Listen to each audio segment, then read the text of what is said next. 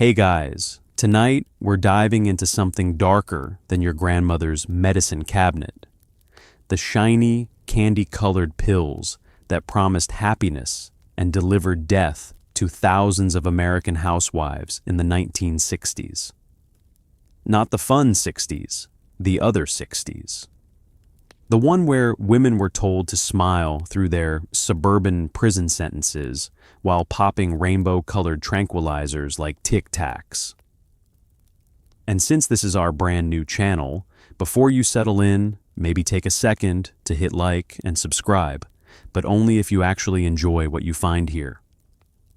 Leave a comment telling me where you're listening from and what time it is for you.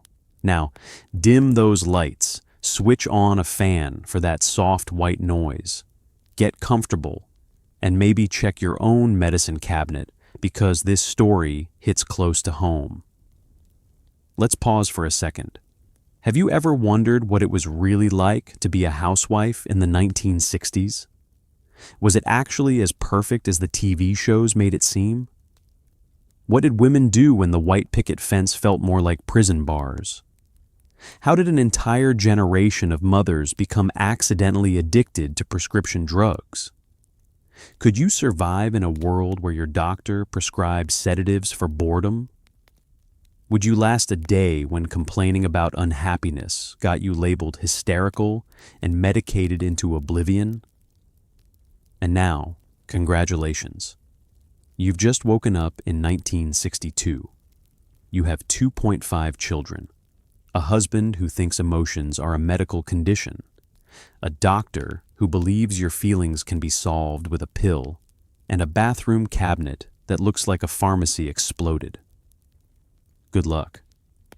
Welcome to 1962, where everything looks perfect from the outside.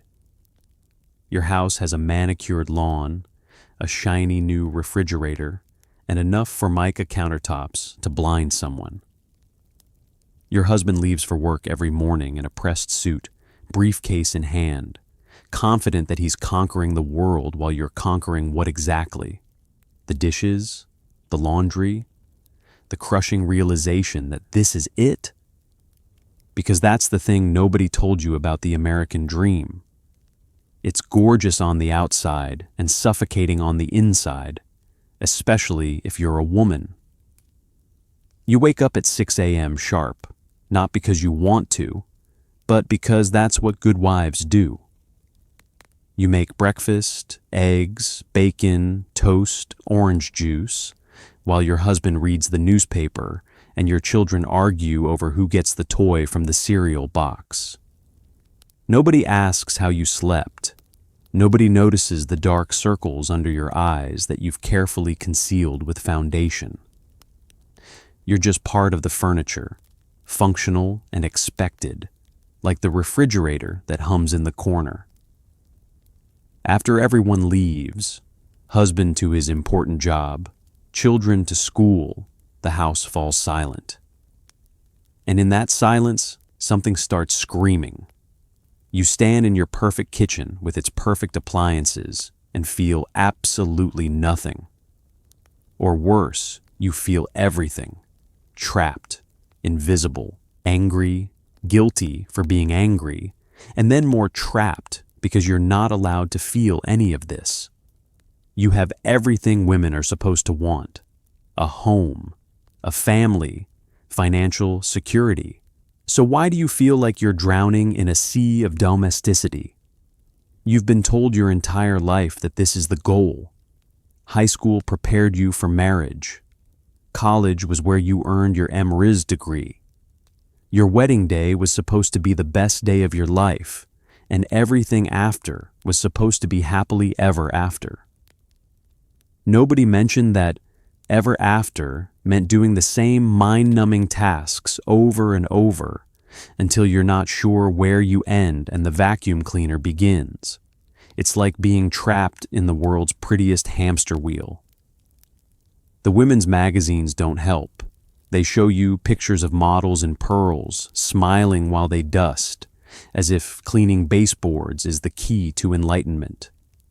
Articles promise to teach you how to keep your husband happy, how to make meatloaf 17 different ways, how to remove stains from everything. But nobody's writing articles about what to do when you lie awake at 3 a.m., wondering if this is all there is. Nobody's addressing the fact that you feel like you're disappearing, piece by piece, into a role that was supposed to complete you, but instead is erasing you. Your neighbors seem fine. Helen across the street is always cheerful. Barbara down the block never complains. So you assume the problem is you. You're ungrateful. You're selfish. You're broken somehow. What you don't know yet is that Helen takes pills to get through her day, and Barbara cries in her bathroom after her husband leaves for work. You're all suffering separately, convinced you're alone, too ashamed to admit that the American dream feels more like a well-decorated nightmare. And here's the cruelest part. You can't even articulate what's wrong. When your husband asks if you're okay, you don't have words for this feeling. So you say you're fine, because fine is what you're supposed to be. But fine is a lie you're getting worse at telling. And soon, very soon, someone's going to offer you a solution that comes in a bottle. A little pill that promises to make fine feel real. The pharmaceutical industry had a revelation in the 1950s. What if we could medicate dissatisfaction? Enter the benzodiazepines, Miltown, Librium, and the star of our horror show, Valium. These weren't marketed as dangerous drugs. They were sold as happiness in a bottle, prescribed specifically to housewives who dared to express anything resembling unhappiness. Your doctor didn't ask why you felt trapped. He asked what dosage would make you stop complaining. And just like that, millions of American women became accidental addicts, one prescription refill at a time. Let's talk about Miltown first, the grandfather of tranquilizers. Released in 1955, it was the first blockbuster psychotropic drug. Within a year, 1 in 20 Americans had tried it. Celebrities sang its praises. Milton Berle joked about it on television. It was so popular that people threw Miltown parties where they'd share pills like hors d'oeuvres. The drug promised to smooth out life's rough edges without making you drowsy or drunk. It was sophisticated, modern, scientific, the pharmaceutical equivalent of a martini without the hangover. But Miltown was just the opening act. In 1960, Librium hit the market, followed by Valium in 1963. Valium was the game changer. It was 5 times more powerful than Librium, worked faster, and had a longer half-life, meaning one pill could keep you calm for hours. By 1968, it was the most prescribed drug in America. By 1978, over 2 billion pills were being swallowed annually. 2 billion. That's a lot of unhappiness being chemically suppressed. The genius and horror of these drugs was how they were marketed. Pharmaceutical companies didn't advertise to patients. They advertised directly to doctors through medical journals. The ads were remarkably explicit. One Valium advertisement showed an angry woman with the caption, "You can't set her free, but you can help her feel less anxious." Translation: We know women are trapped in oppressive circumstances, but instead of changing society, let's just numb them. Another ad featured a woman with too many college textbooks and not enough babies, suggesting her education was making her anxious and unfeminine. The solution? Medication, not more opportunities. Doctors ate it up. Why wouldn't they? A woman comes in complaining she's unhappy, and you have exactly 12 minutes before your next patient. Do you explore the complex socioeconomic factors contributing to her malaise? Do you suggest therapy, which she probably can't afford? Or do you pull out your prescription pad scribble down a magic solution, and send her on her way. The pills were fast, easy, and they shut women up. What's not to love? The pharmaceutical reps were relentless, visiting doctors' offices with samples, charts showing safety data, and promises that these drugs weren't habit-forming. That last part was a lie, but nobody knew it yet. Or rather, some people knew, but those voices were drowned out by the sound of cash registers ringing. Hoffman La Roche, the company that made Valium, was making $300 million a year by the early 70s. There was no incentive to ask difficult questions about addiction when the profits were that good. For women, the pills arrived like a miracle. Finally, something that made the endless monotony bearable. That crushing anxiety when your husband came home expecting dinner and a smile? Gone. That rage you felt when you looked at your college degree gathering dust while you scrubbed toilets? Smoothed over. That existential dread that whispered, "This is your life forever?" Muted into a pleasant hum. The pills didn't solve your problems, but they made you stop caring so much about them. And in 1962, that was close enough to happiness. Betty Friedan called it the problem that has no name, that gnawing, desperate unhappiness that plagued educated, middle-class housewives across America. You went to college, maybe. You had dreams, definitely. But now you're 32, folding your husband's underwear, and wondering if this soul-crushing monotony is really all there is. The worst part? You're not allowed to complain. Unhappy housewives were labeled ungrateful, hysterical, or worse, mentally ill. So you smiled through gritted teeth and made another casserole, all while that little voice in your head screamed that something was terribly, desperately wrong. Betty Friedan published The Feminine Mystique in 1963, and it was like she'd reached into millions of women's heads and pulled out their secret thoughts. She interviewed housewives who described feeling empty, useless, like they were slowly going insane in their suburban homes. These weren't uneducated women or poor women. They were college graduates who'd been told that a woman's highest calling was to be a wife and mother. They'd believed it, married young, had children, and then woke up one day realizing they'd traded their potential for a prison with wall-to-wall carpeting. The problem wasn't new, but it was getting worse. After World War II, women who'd worked in factories and offices were shoved back into domestic roles. Rosie the Riveter was told to put down her tools and pick up a spatula. The post-war economy depended on women staying home and consuming, buying new appliances, new furniture, new convenience foods. The entire structure of suburban America was built on the assumption that women would find fulfillment in housework and motherhood alone. But here's the thing about human beings. We're not built for that kind of narrow existence. You'd spend your days in an exhausting loop of meaningless tasks. Make breakfast, clean kitchen. Make lunch, clean kitchen. Make dinner, clean kitchen. Do laundry, fold laundry, put away laundry. Vacuum the carpet that got dirty again yesterday. Dust the furniture that will be dusty again tomorrow. There was no end point, no achievement, no measurable success. You weren't building anything or creating anything that lasted.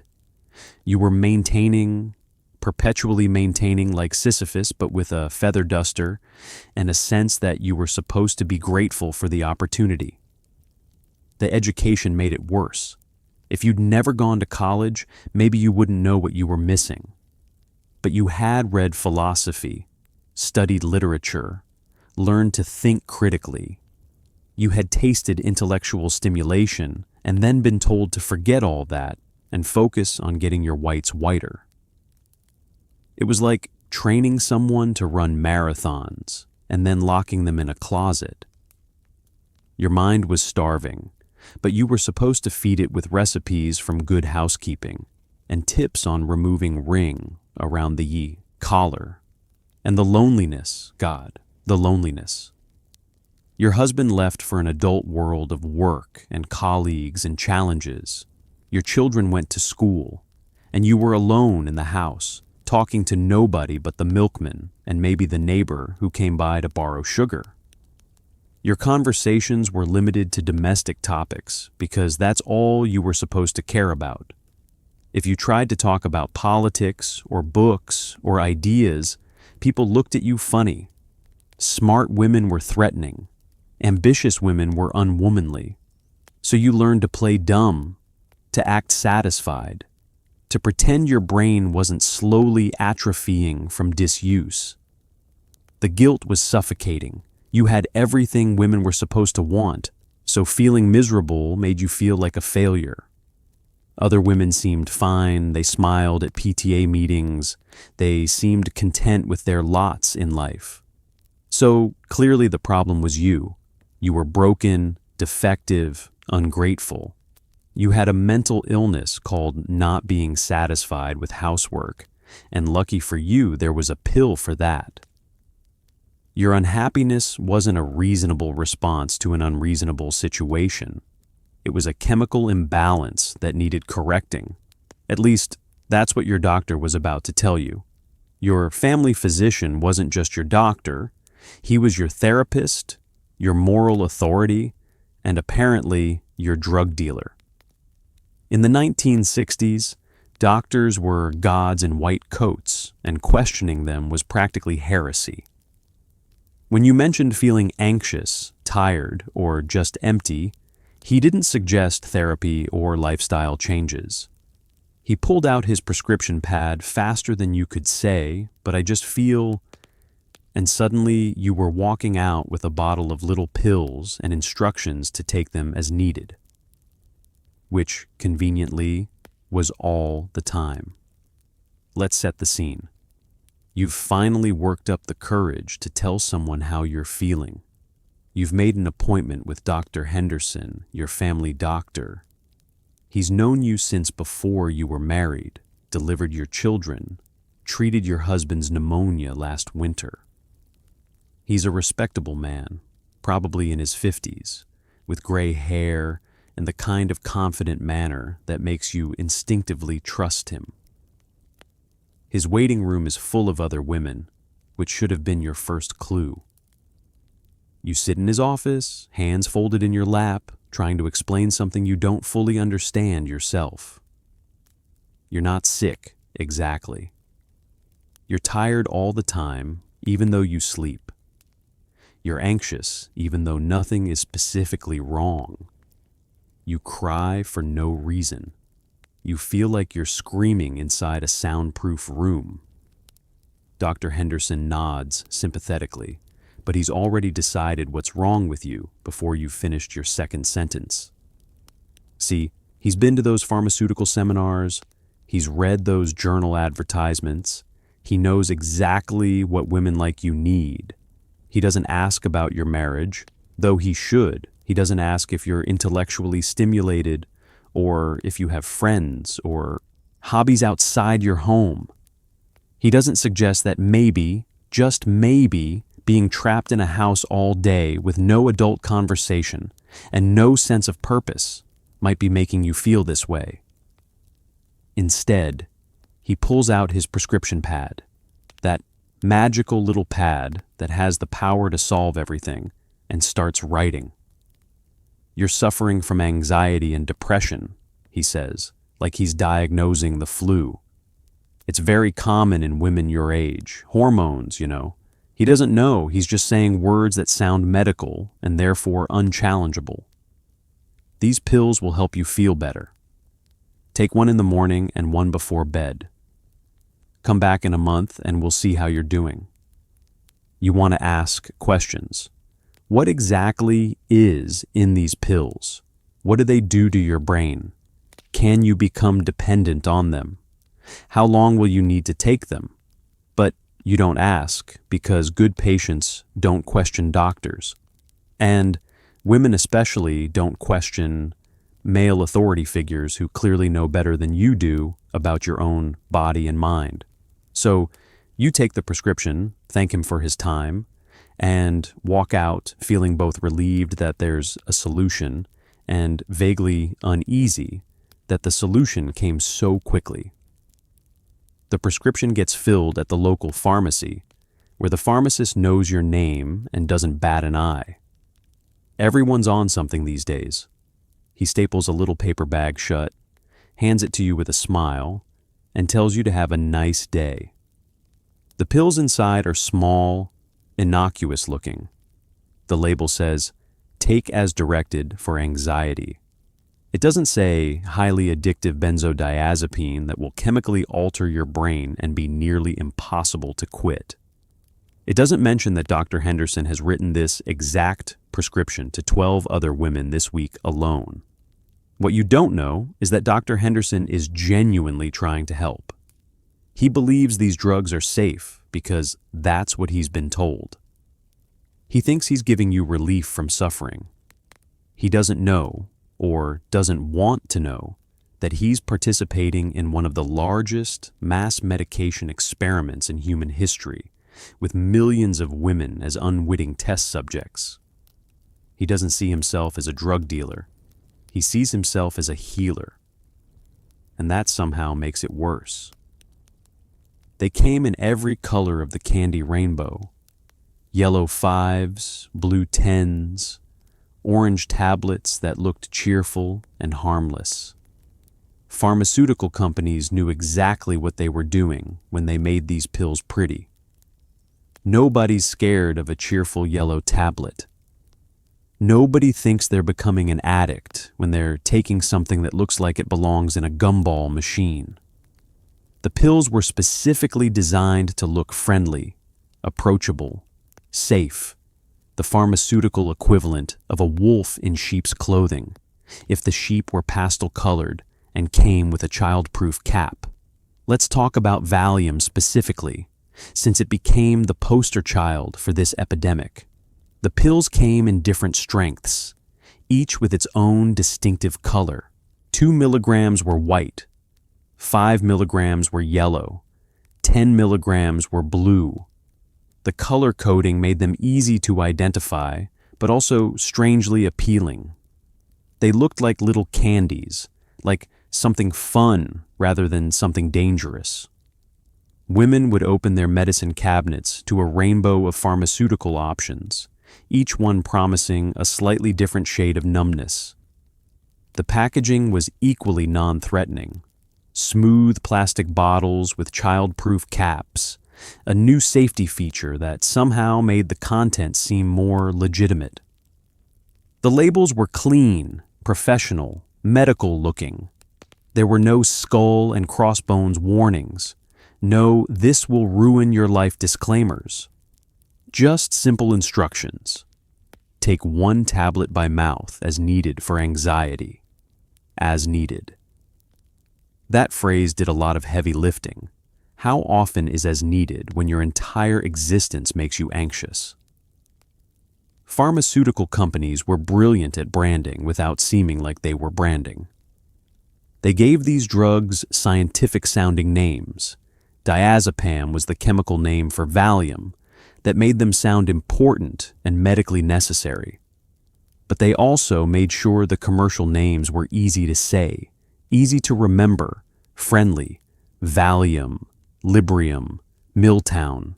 They rolled off the tongue like products you'd buy at a department store. "I'll take 1 happiness, please," in a size yellow. The pills became status symbols in a weird way. Having a prescription meant you were sophisticated enough to acknowledge your problems and modern enough to solve them with chemistry. It meant you could afford a doctor. It meant you were taking care of yourself. Women would casually mention their prescriptions at coffee clatches like they were discussing a new brand of laundry detergent. "Oh, I'm on Valium now. My doctor says it's wonderful for nerves." The variety was staggering. By the late 60s, there were dozens of different benzodiazepines on the market, each claiming to be slightly better than the last. Shorter acting, longer acting, stronger, milder, better for sleep, better for daytime use. It was like pharmaceutical companies were competing to see who could create the most variations on the same theme. And doctors prescribed them interchangeably, sometimes switching patients from one to another, never quite explaining the differences or what any of them actually did to the brain. Some women collected them, not deliberately, but it happened. You'd see a doctor for anxiety and get Librium. 6 months later, you'd see a different doctor for insomnia and get Delman, another benzodiazepine. But nobody told you that. Your medicine cabinet became a pharmacy, bottles crowding each other for space, each one containing a different colored promise of relief. It was pretty in a morbid way, a rainbow of chemical escape routes. And here's the thing, the pills did work at first. That's what made them so insidious. You took that yellow tablet, and within 30 minutes, the world softened. The anxiety that had been sitting on your chest like a boulder, gone. The rage that simmered just below the surface, dissolved. The sadness that made everything feel gray, muted into something manageable. For the first time in months, maybe years, you felt okay. Not happy, exactly, but okay. And after feeling terrible for so long, okay, felt like a miracle. So you took another one the next day and the day after that, and suddenly those pretty little pills weren't just in your medicine cabinet. They were in your life, your routine, your very bloodstream. Your morning starts like clockwork. Wake up, make breakfast, get the kids to school, take your pill. It's just part of the routine now, as normal as brushing your teeth or applying lipstick. One little tablet with your morning coffee, doctor's orders. The edges of your anxiety soften. That trapped feeling? Still there, but distant, muffled, like someone turned down the volume on your own desperation. By mid-morning, you're floating through your chores in a pleasant haze, and honestly, it's better than feeling everything all at once. The alarm clock rings at 6 a.m., and for a moment, just a moment, you consider what it would be like to simply not get up, to stay in bed all day, to refuse to participate in this endless cycle of domestic servitude. But you don't, because that's not what good mothers do. So you swing your legs out of bed, feel your feet hit the cold floor, and start the machinery of the day. First stop, the bathroom. Brush teeth, wash face. And there it is, the medicine cabinet with your name on the label of that little amber bottle. You've started taking the pill first thing in the morning because that's when the anxiety is worst. That moment of waking up and remembering who you are and what your life is, it's brutal. The pill takes about 20 minutes to kick in, which means by the time you've made pancakes and packed lunches, the chemical cavalry has arrived. Your shoulders, which were up near your ears with tension, slowly descend. Your breathing, which was shallow and quick, deepens. The static in your brain quiets to a manageable hum. Your husband barely notices. He's reading the sports section, eating the eggs you made, preparing for his day of important adult things while you prepare for your day of dishes and laundry. He might look up and say, "You seem better lately." And you smile and say thank you because you are better, aren't you? Better than that screaming mess you were before the pills. Better than the woman who cried in the bathroom and couldn't explain why. The pills have made you manageable again, which everyone seems to prefer. The kids leave for school in a whirlwind of backpacks and complaints about homework. your husband kisses your cheek on his way out. A dry, perfunctory kiss that tastes like obligation. And then the house is quiet. Just you and the pills and the endless list of tasks that will need to be done again tomorrow. You do the dishes. The Valium makes you not mind so much that you did these same dishes yesterday and will do them again tomorrow. Repetition feels less soul-crushing when your soul is chemically cushioned. By 10 a.m., you're vacuuming the living room, and it's not so bad. The pills don't make you happy, exactly, but they make you not unhappy, which is close enough. They create a sort of emotional plateau where nothing is too terrible and nothing is too wonderful, and you can just exist without the constant internal screaming. You can fold laundry without thinking about your unused college degree. You can scrub toilets without contemplating the meaninglessness of human existence. It's almost peaceful in a flat, empty kind of way. You've noticed that the morning pill doesn't last as long as it used to. By noon, you're starting to feel the edges of anxiety creeping back in. The trapped feeling returns, quieter but insistent. You make lunch, a sandwich you don't remember eating, and you find yourself standing in front of the medicine cabinet again. The bottle says, "Take as needed." You need it. So you take another one. Just a half, you tell yourself. Just to get through the afternoon. This lie will become easier to tell yourself with time. The afternoon pill carries you through to dinner preparation. You move through the kitchen like a ghost, chopping vegetables and stirring pots with the mechanical efficiency of someone who's done this 1,000 times. Because you have. You've made this exact meal dozens of times. You'll make it dozens more. But the pills make you not care about that. They make you accept your circumstances without fighting against them. You're not sure if that's better or worse than the constant rage you felt before.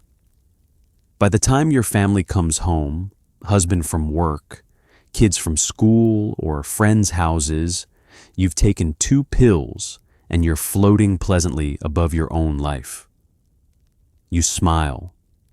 You ask about their days. You serve dinner. From the outside, you look like the perfect housewife. From the inside, you're chemically removed from your own existence, watching yourself play a role in a play you never auditioned for. And the most terrifying part, this has become normal. This is just what your days look like now.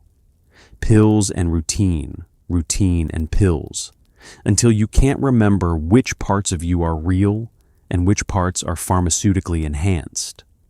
Open any medical journal in 1965 and you'd see them.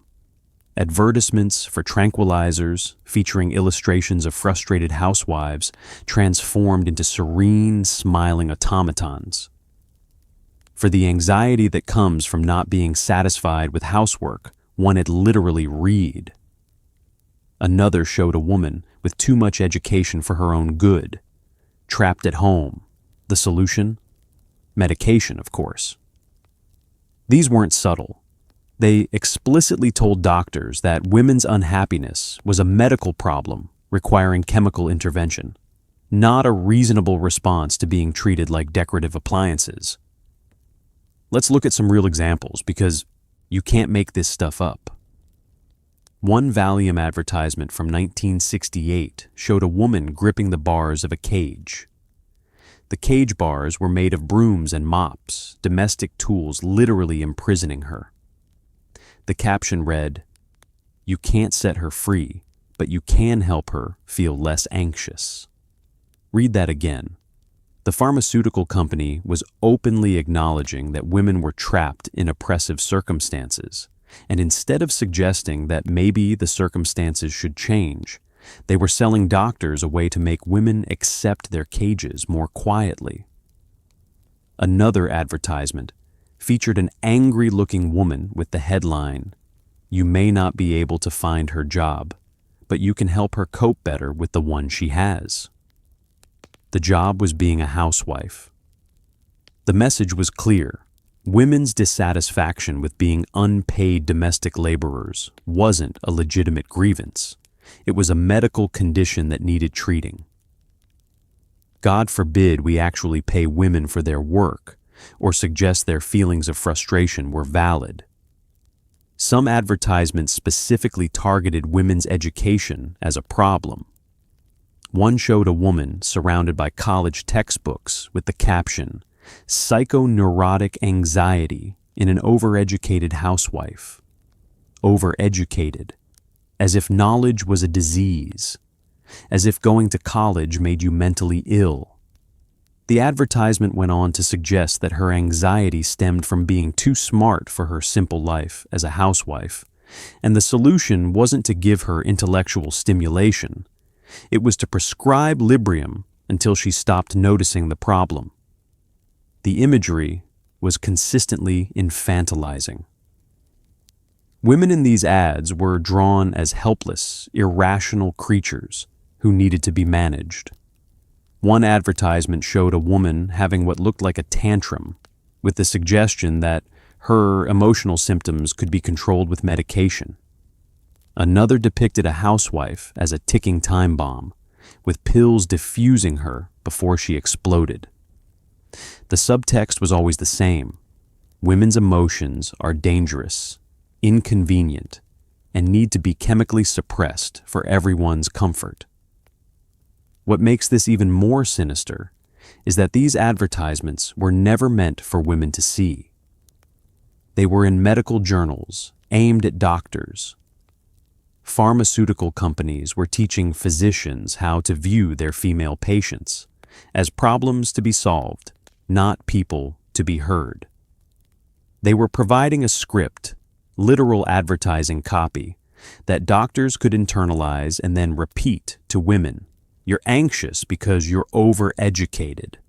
You're depressed because you can't handle the responsibilities of housework. Here's a pill that will make you care less about feeling unfulfilled. Some advertisements were breathtakingly explicit about the drug's purpose. One Valium ad suggested prescribing it to women experiencing the anxiety that comes with raising a family. Not postpartum depression, just normal parenting stress. Another targeted menopausal women, suggesting their hormones made them difficult and medication could make them tolerable again. The message, women in any stage of life are inherently problematic and need pharmaceutical management. The ads also created a false sense of safety. They emphasized that these drugs were non-habit forming, safe for long-term use, and had minimal side effects. They showed happy patients, mostly women, going about their days with serene smiles, no mention of dependency, withdrawal, or addiction. The pharmaceutical companies knew these drugs were habit-forming. They had the research. But there was too much money to be made, so they buried the warnings and amplified the promises. They sold doctors a lie, and doctors sold that lie to millions of women who trusted them. Here's the thing about tolerance. Your body gets used to anything eventually. That one pill that used to calm you down, now it barely takes the edge off. So you take 2, then 3. Your doctor says it's fine. You just need a higher dose.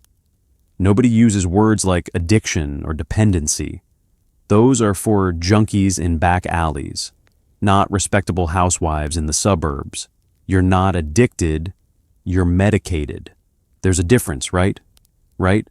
It starts so gradually you don't even notice. For the first few weeks, maybe even months, one pill in the morning works perfectly. You feel calmer, more capable of handling the monotony of your days. But then one morning you take your usual dose and nothing. Well, not nothing exactly, but not the relief you've come to depend on. The anxiety is still there, muted, but present, like someone turned up the volume just slightly, So you wait an hour, thinking maybe it just needs more time to kick in. But the feeling doesn't fully arrive. The next day, you take your pill and pay careful attention.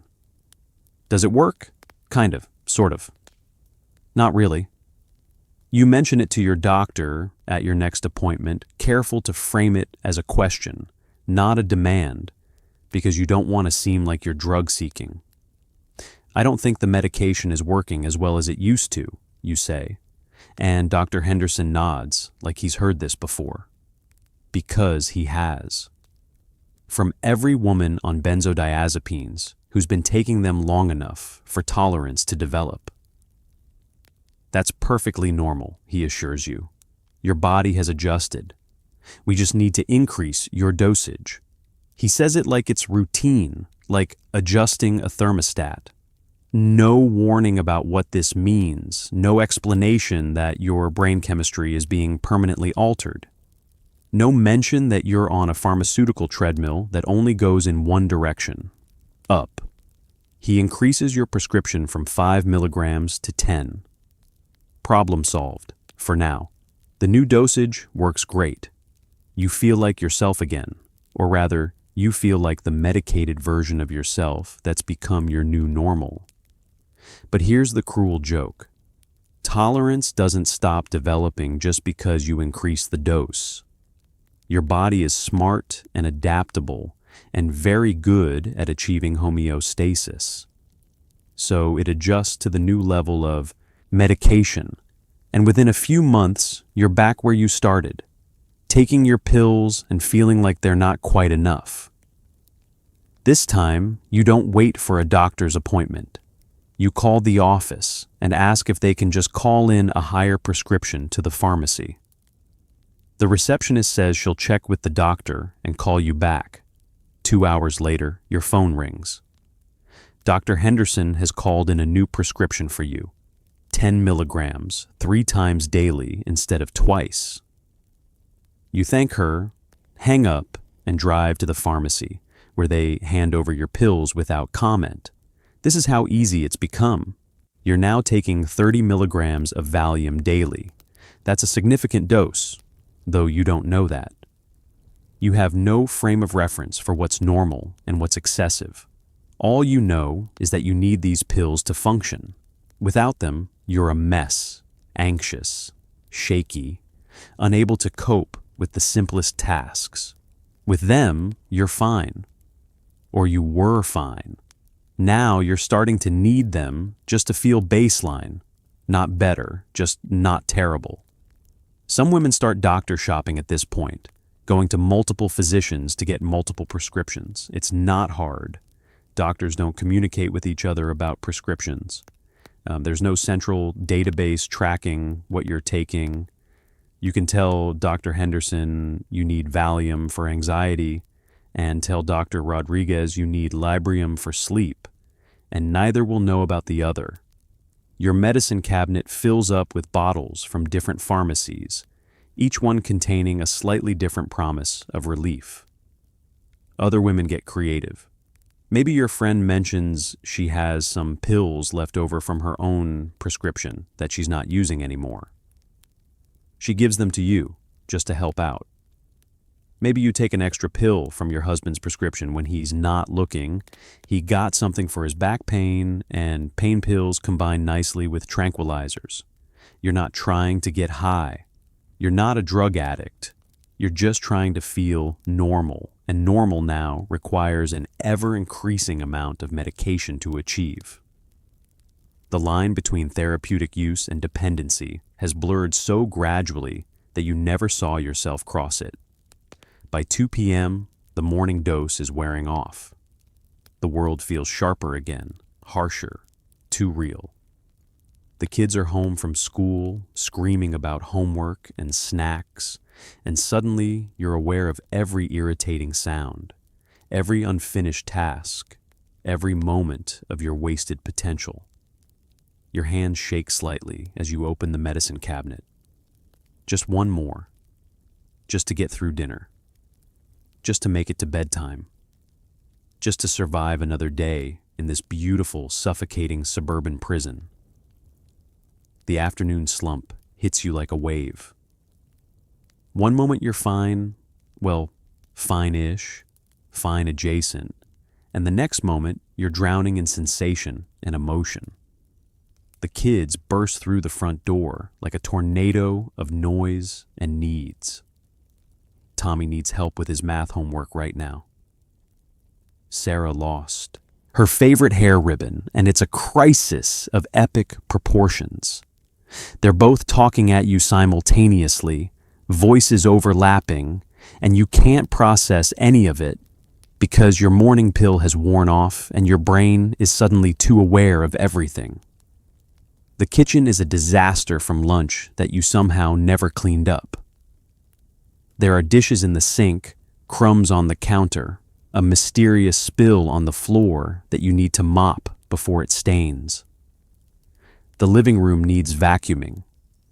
There's laundry in the dryer that's been sitting there since yesterday, now thoroughly wrinkled. Your husband will be home in 3 hours expecting dinner and a clean house and a wife who's pulled herself together. The to-do list scrolls through your mind like an accusation. But worse than the practical overwhelm is the emotional crash. Without the pills buffering your feelings, everything comes rushing back. The trapped feeling, the rage, the bone-deep sadness that you've been suppressing for so long you've almost forgotten it's there. Almost. It hits you now with the force of months of accumulated grief for the life you're not living, for the person you could have been, for the choices you never got to make. Your hands start shaking. It's subtle at first, just a slight tremor when you try to pour milk for Sarah's snack. But it gets worse. Your heart starts racing, pounding in your chest like it's trying to escape. Your breathing becomes shallow. You feel dizzy, disconnected, like you're watching yourself from outside your body. Is this a panic attack? You don't know. All you know is that you need the pills. Now, you tell the kids to go play, and your voice comes out sharper than you intended. They look at you with those wide, confused eyes. Kids are so good at sensing when something's wrong with mom, but they obey. You wait until they're out of sight before you practically run to the bathroom. Your hands are shaking so badly, you can barely get the medicine cabinet open. The amber bottle with your name on it sits there like a lifeline, and you grab it with desperate fingers. You're supposed to take one. You know this. The label says take 1 tablet as needed, but 1 doesn't feel like enough right now. 1 will take 20 minutes to kick in, and you need relief now, so you take 2. You swallow them dry, not even bothering with water, and then you stand there gripping the edge of the sink, waiting for the cavalry to arrive. Come on, you think. Work. Please work. Make this feeling go away. While you wait for the pills to take effect, you force yourself back to the kitchen, make snacks, help with homework, pretend you're fine. Tommy is struggling with fractions, and normally you'd be patient, but right now you can barely focus on the numbers. They swim on the page like they're mocking you. Just do it like this, you snap, showing him the answer without explaining the process. You're being a bad mother. You know you're being a bad mother. But you can't be a good mother until the pills kick in. Slowly, too slowly, the medication starts working its magic. The sharp edges of the world begin to soften. Your heartbeat slows. Your hands stop shaking. The panicky feeling in your chest loosens its grip. Within 30 minutes, you're functional again. Not good, not happy, but functional. You can make snacks without your hands trembling. You can help with homework without snapping. You can look at your children without feeling like you're drowning. But here's the thing, nobody tells you about this cycle. Every time you use pills to rescue yourself from a bad moment, you're teaching your brain that you can't handle bad moments without pills. You're building a dependence, not just physical, but psychological. The pills aren't just changing your brain chemistry, they're changing how you understand yourself and your ability to cope. And by 2:30 p.m., after you've taken your afternoon dose and you're floating through the rest of your day in a pleasant chemical haze, you're not thinking about any of that. You're just grateful the screaming in your head has stopped. Your husband comes home from work, loosens his tie, and asks how your day was while reading the newspaper. Fine, you say, and he believes you because he wants to. He doesn't notice that your eyes are slightly glazed, that your words come slower, that you're moving through life like you're underwater. He doesn't want to notice. A medicated wife is a manageable wife, quiet, compliant, not bothering him with complaints about feeling unfulfilled. The pills aren't solving your problems. They're making you easier to ignore. Let's talk about Jim. That's your husband's name, Jim, though he's become more of a concept than a person at this point. Jim, who works in middle management at an insurance company. Jim, who reads the evening paper in his armchair while you make dinner. Jim, who thinks your lives are perfectly fine because his life is perfectly fine, and he's never stopped to consider that your experience of this marriage might be different from his. Jim comes through the door at 5:30 every evening like clockwork. You hear his car in the driveway, the jingle of his keys, the heavy tread of his work shoes on the entryway floor. "Honey, I'm home," he calls out, like this is a television show and he's playing the role of returning breadwinner. You appear from the kitchen, where you've been pretending to cheerfully prepare pot roast, and you smile. You're very good at smiling now. The pills have made you excellent at smiling. "How was your day?" he asks, but he's already settling into his armchair, already reaching for the newspaper. This question is ritual, not genuine curiosity. He doesn't actually want to know how your day was. What would you even say? "Well, Jim, I spent 20 minutes staring at the laundry, dissociating because the repetitiveness of domestic labor makes me want to scream. And then I took 3 Valium to make the screaming stop. So now I'm pleasantly numb instead of suicidal." "How was your meeting with accounting?" "Fine," you say instead. "Dinner will be ready in 20 minutes. And that's the end of the conversation. Jim nods, satisfied, and disappears behind the sports section. He has no idea that you're medicated. Or maybe he does know. Technically, he knows you take something for your nerves, but he doesn't know the extent of it. He doesn't know you're taking 4, 5, 6 pills a day now. He doesn't know you can't function without them. He doesn't know because he's never asked. The thing about Jim is that he likes you better on the pills. Not that he'd phrase it that way. If you asked him directly, he'd be offended by the suggestion. But it's true. Before the pills, you were difficult. You cried for no reason. You complained about being bored. You picked fights about stupid things like why he never helped with housework or why you couldn't get a job. You were needy and emotional and exhausting. The pills fixed all that. Now you're pleasant, agreeable, easy. You don't make demands. You don't have expectations. You're basically a very attractive piece of furniture that also makes pot roast. Sometimes Jim looks at you with something like concern, like tonight when you serve dinner and your movements are just slightly off, too slow, too careful, like you're navigating through water. "You feeling okay?" he asks, and there's genuine worry in his voice. He's not a monster. He loves you, in his way. But his way doesn't include actually investigating what's wrong. "Just tired," you say, and he accepts this immediately. because tired is a complaint he can understand. Tired means you've been working hard, being a good wife and mother. Tired is respectable. What he doesn't see, what he's trained himself not to see, is that you're not just tired. You're medicated to the point of sedation. Your pupils are pinpricks. Your reaction time is delayed. You're functionally impaired in a way that would be obvious if he bothered to really look at you. But Jim doesn't want to look.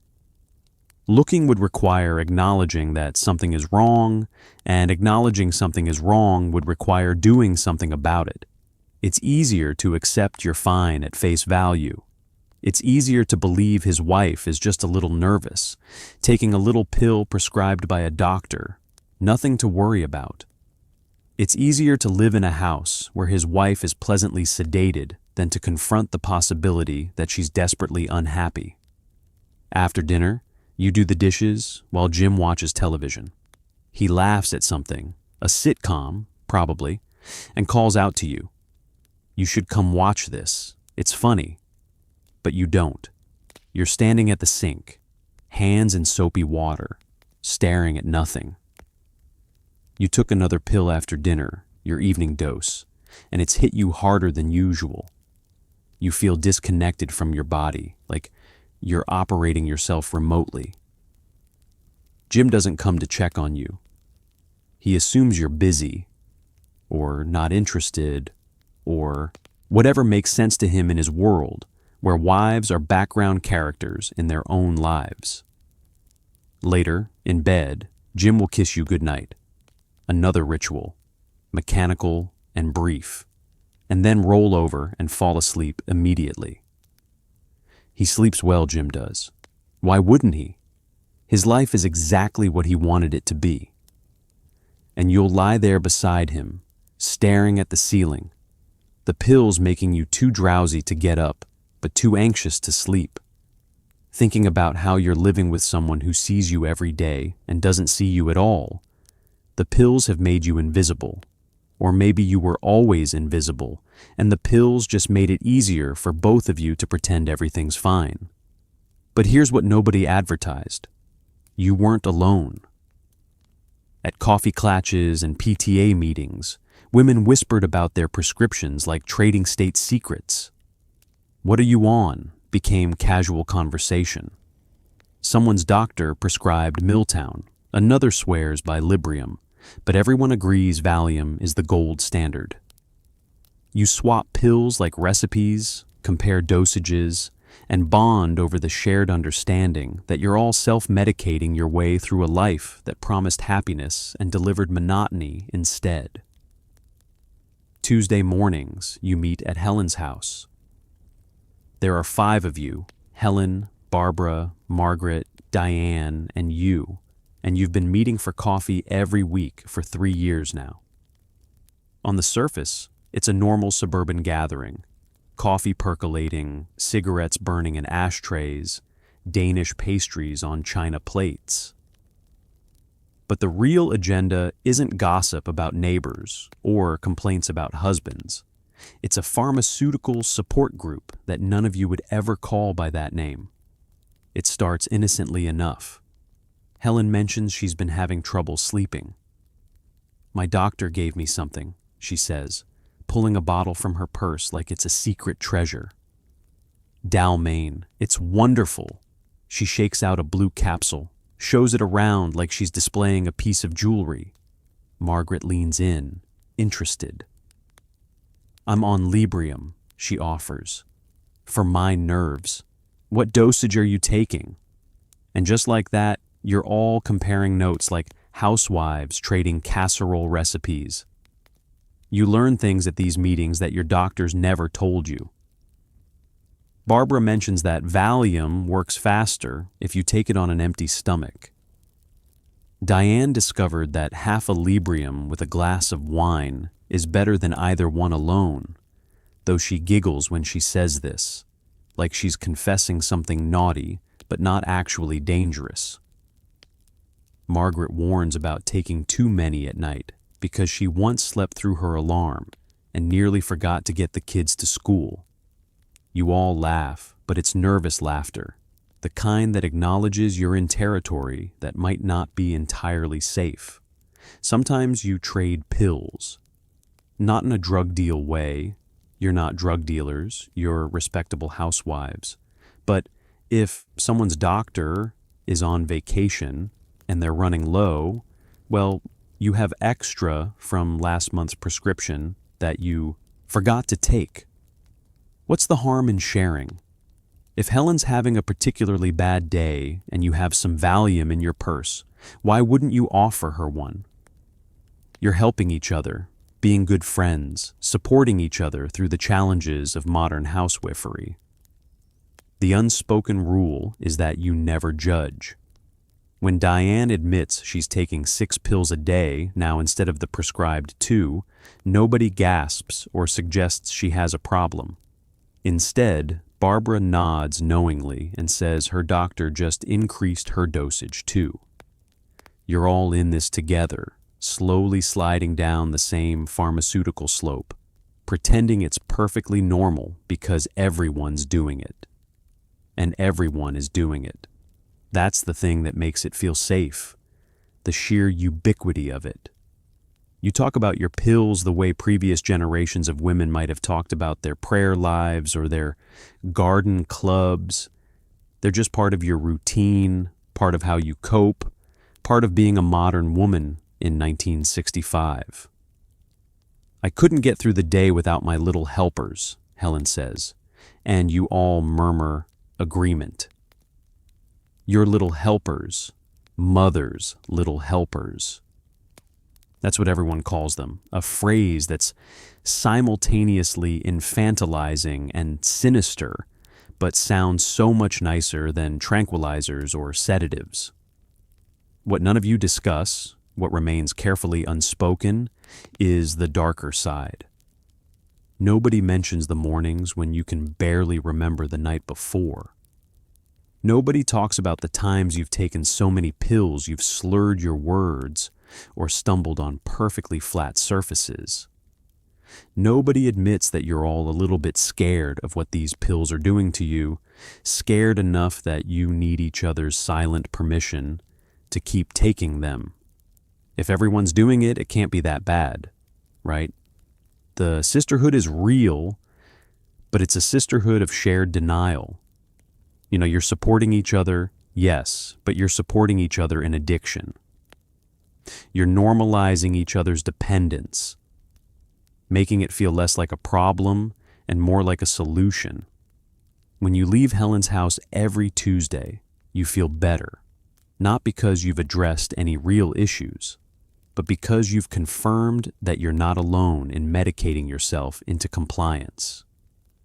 There's comfort in numbers, even when those numbers are all quietly drowning together. The tranquilizers help you get through the day, but night is different. You lie awake, staring at the ceiling, your mind racing despite the medication in your system. So, your doctor adds sleeping pills. Then you're groggy in the morning, so he adds amphetamines to wake you up. Now you're on a pharmaceutical roller coaster. Uppers to start the day, downers to get through it, sleeping pills to end it. Your medicine cabinet looks like a pharmacy exploded, and you need a chart just to remember what to take when. Let's walk through your new daily medication schedule, because it's become complicated enough to require actual planning. 6 a.m., alarm rings, and you immediately reach for the Dexedrine. That's your wake-up pill, a little orange tablet that gets your heart racing and your eyes open. Without it, the sleeping pills from last night would keep you unconscious until noon.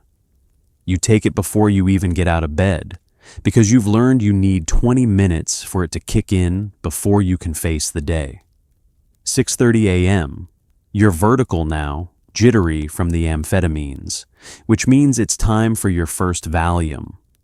This is the balancing act. The Dexedrine gets you up.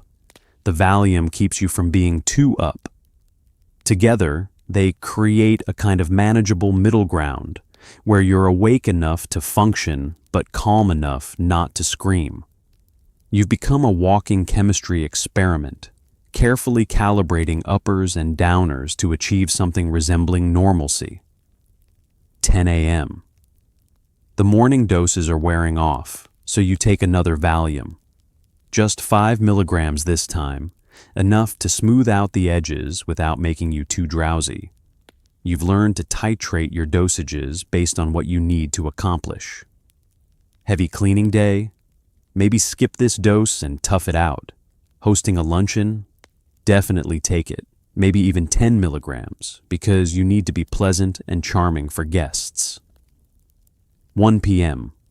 Lunchtime, which means another dexedrine because you're starting to crash from the morning dose.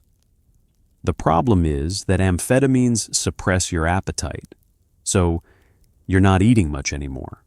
You've lost weight, which your husband has complimented. Not realizing you're not dieting, you're just too stimulated to feel hungry. Your body is running on chemicals and coffee, and you can't remember the last time you actually felt physical hunger. 3 p.m.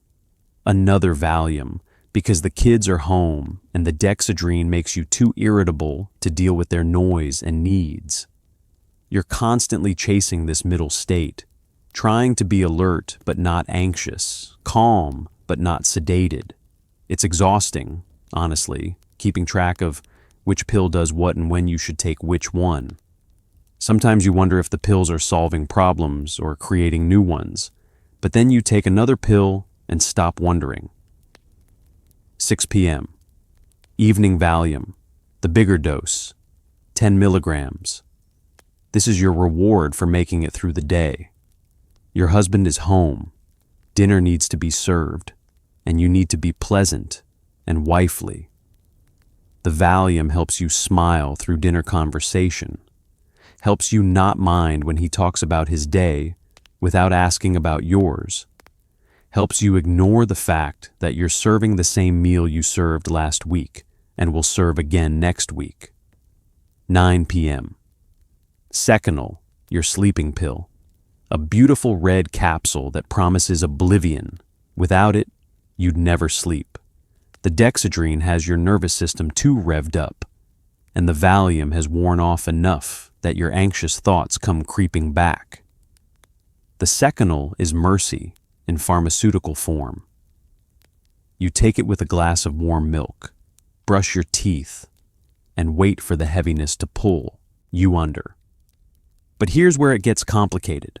The pills are starting to interact with each other in ways nobody warned you about. The dexedrine and Valium work against each other, requiring higher doses of both to achieve the same effects. The Seconal builds up in your system because you're taking it every night, so you're groggy every morning, which means you need more dexedrine, which means you need more Valium to counterbalance, which means you need more Seconal to sleep. It's a vicious cycle, a pharmaceutical Ouroboros eating its own tail. Your medicine cabinet now contains 7 different prescription bottles, all with your name on them, all prescribed by doctors who may or may not know about each other. You've become a polypharmacy case study, and nobody's monitoring the big picture. Each doctor treats you for a specific symptom, anxiety, insomnia, low energy, but nobody's asking whether the pills themselves might be creating new symptoms. You're not getting better, you're just collecting more drugs. While suburban housewives are quietly addicted to prescription pills, their children are discovering a different kind of chemical escape. The hippies and counterculture kids aren't wrong when they point out the hypocrisy. Their parents call them drug addicts for smoking marijuana while popping tranquilizers like candy. The difference? One's prescribed by a doctor, blessed by pharmaceutical companies, and socially acceptable. The other gets you arrested. But addiction is addiction, whether it comes from a dealer in Golden Gate Park or a physician in a white coat. Your teenage daughter Jennifer sits at the dinner table, watching you take your evening pills with your water glass, and something shifts in her face. She's 17, home from college for the summer, and she's been hanging around with different kinds of kids now, kids with long hair and strong opinions about authority. You know, that's basically the same as what they're arresting people for at protests, right? She says, nodding toward your pill bottle. You freeze the tablet halfway to your mouth. This is medicine, you say, defensive, prescribed by a doctor. It's completely different from drugs. You can barely say the word drugs, like it's something dirty and foreign. Jim lowers his newspaper, sensing conflict. Your son Tommy looks confused, too young to understand what's happening, but old enough to sense the tension. Is it, though? Jennifer leans forward, and you can tell she's been thinking about this, maybe discussing it with her college friends. Mom, you take pills to feel better. My friend Rachel smokes pot to feel better. What's the actual difference besides one being legal? She's not being cruel, you realize. She's genuinely asking, and the question lands like a punch because you don't have a good answer. The counterculture movement has been watching suburban America, and they've noticed something the rest of the country tried to ignore: the massive normalized drug use happening behind white picket fences. The housewives of America are addicted, and everyone just calls it treatment. The hippies are pointing out that the emperor has no clothes, that prescription drug abuse is still drug abuse, that legality doesn't equal morality or safety. Underground newspapers are running cartoons showing suburban mothers with martinis in one hand and pill bottles in the other, pointing fingers at their marijuana-smoking children. Folk singers are writing songs about it. Mother's Little Helper by the Rolling Stones becomes an anthem, its lyrics cutting right to the truth. What a drag it is getting old mother needs something today to calm her down. The counterculture sees the hypocrisy clearly. Society condemns their drug use while ignoring addiction that happens in nice neighborhoods with prescriptions from nice doctors. Your daughter isn't finished. They're medicating you so you'll stop complaining about being trapped. You get that, right? Dad goes to work, has a career, makes decisions. You stay home and take pills so you don't notice how unfair that is. Now Jim puts the newspaper down completely. That's enough, Jennifer, he says, his voice tight. But she's hit a nerve, and everyone at the table knows it. You want to argue, but the words won't come. Because she's right, isn't she? The pills aren't solving your problems. They're making you not care about your problems. That's not the same thing at all. But admitting that would mean admitting you've been complicit in your own sedation, and you're not ready for that revelation. Not here, not now, not in front of your family. Your mother has anxiety, Jim says. Like, that settles it. She needs medication. That's completely different from kids taking drugs to rebel. But Jennifer shakes her head. Is it? Or is it just that when middle-class white women are addicted, we call it treatment, and when black kids in the city use drugs, we call it crime? When housewives are sedated, it's medicine. When protesters are sedated, it's dangerous drug use. The only difference is who's taking them and who's profiting. The conversation ends badly, with Jennifer sent to her room and Jim retreating behind his newspaper. But you sit there, staring at your pill bottle, and for the first time in months, you really see it. The amber plastic, the typed label, your name printed in small letters. You take your evening dose anyway, because not taking it isn't an option at this point. But Jennifer's words echo in your head, and the pills don't silence them completely. The counterculture is having conversations that suburban America refuses to have. They're connecting dots between housewife sedation and social control, between pharmaceutical companies and profit motives, between accepted addiction and condemned addiction. They're asking why some drugs are okay and others aren't, why some addictions are medicalized and others are criminalized, and they're doing it loudly, publicly, in ways that make people like you uncomfortable because the questions hit too close to home. There's always a moment when you realize something's wrong. Maybe it's when you can't remember the last 3 hours. Maybe it's when you reach for the pill bottle before you've even identified what you're feeling. Maybe it's when your daughter asks why mommy's always so sleepy and you don't have an answer. The realization hits like ice water. You're not taking pills to feel better anymore. You're taking them to feel anything at all, or to feel nothing. You're not even sure which. For you, the moment comes on a Tuesday afternoon in October. Nothing particularly dramatic. That's what makes it worse. You're standing in the kitchen, mid-afternoon light streaming through the window, and you realize you have no memory of making lunch. Not just that you don't remember what you ate, but that you have zero recollection of the entire experience. There's a plate in the sink, evidence that lunch happened, but your mind is completely blank. You try to rewind your day. You remember waking up, taking your pills. You remember actually, what do you remember?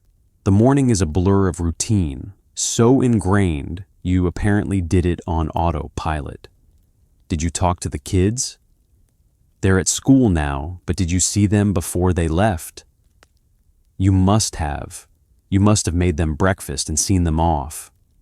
But you can't picture it. It's like watching a movie where someone edited out entire scenes. This has been happening more frequently, these little black holes in your memory. You'll find yourself in a room with no recollection of walking there. You'll discover you've completed tasks, folded laundry, written a check, called your mother, with no memory of doing them. Your body goes through the motions while your mind is somewhere else entirely, sedated into a kind of waking sleep. You walk to the bathroom and open the medicine cabinet. Your hands are shaking slightly, they do that now, in the afternoons between doses. You count the pills in your Valium bottle. Wait, you just refilled this prescription 3 days ago. It should be nearly full, but it's already half empty. That means you've taken, you do the math, and the number terrifies you. That's way more than prescribed, way more than you consciously remember taking. Suddenly you're aware of your heart beating too fast. Your breath comes short. Panic, real panic, not the low-grade anxiety the pills are supposed to treat, rises in your throat. You're not in control anymore. You thought you were managing your medication, but the medication is managing you. You're not taking pills to fix a problem. You are the problem now. You're an addict. The word arrives fully formed in your mind and you can't push it away. Addict. You're an addict. You sink onto the closed toilet lid, pill bottle still in your hand, and try to remember who you were before the pills. It's been so long, 2 years, 3. You can't remember. The woman you were before seems like someone from a movie you watched once, a character you used to know. Did you used to laugh more? Did you used to feel things fully without chemical mediation? Did you used to have thoughts that weren't interrupted by this constant pharmaceutical static? The worst part is realizing how much time you've lost. Not just hours, but months, maybe years of being half present in your own life. Your children have been growing up with a mother who was physically there, but emotionally absent, sedated into compliance. Your husband has been living with a wife who's more phantom than person. You've been sleepwalking through a life that was supposed to mean something. You want to cry, but you're too medicated, even for that. The pills have numbed you to the point where Even genuine breakthrough moments feel muted.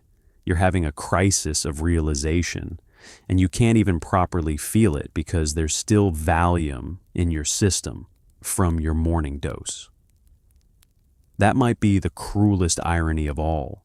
You're too drugged to fully experience the horror of being drugged. Your hands are really shaking now. You're overdue for your afternoon dose, and your body knows it, demanding its chemical reward.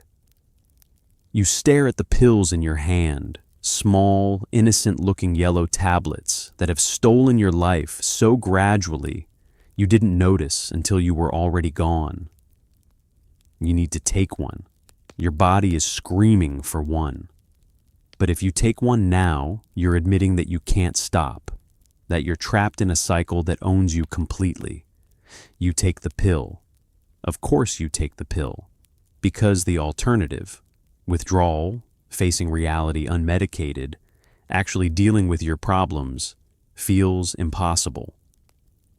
The pill slides down your throat and you wait for the familiar softening, the chemical relief. But this time, it feels different. This time, you know exactly what you're doing. You're not treating anxiety, you're feeding an addiction. And that knowledge sits heavy in your stomach, right alongside the pill, waiting to dissolve. So you decide to stop. How hard could it be? They're just little pills. Your doctor said they weren't addictive, but 48 hours after your last dose, you're sweating, shaking, and your anxiety has returned with the force of a freight train. Your heart races. Your hands won't stop trembling.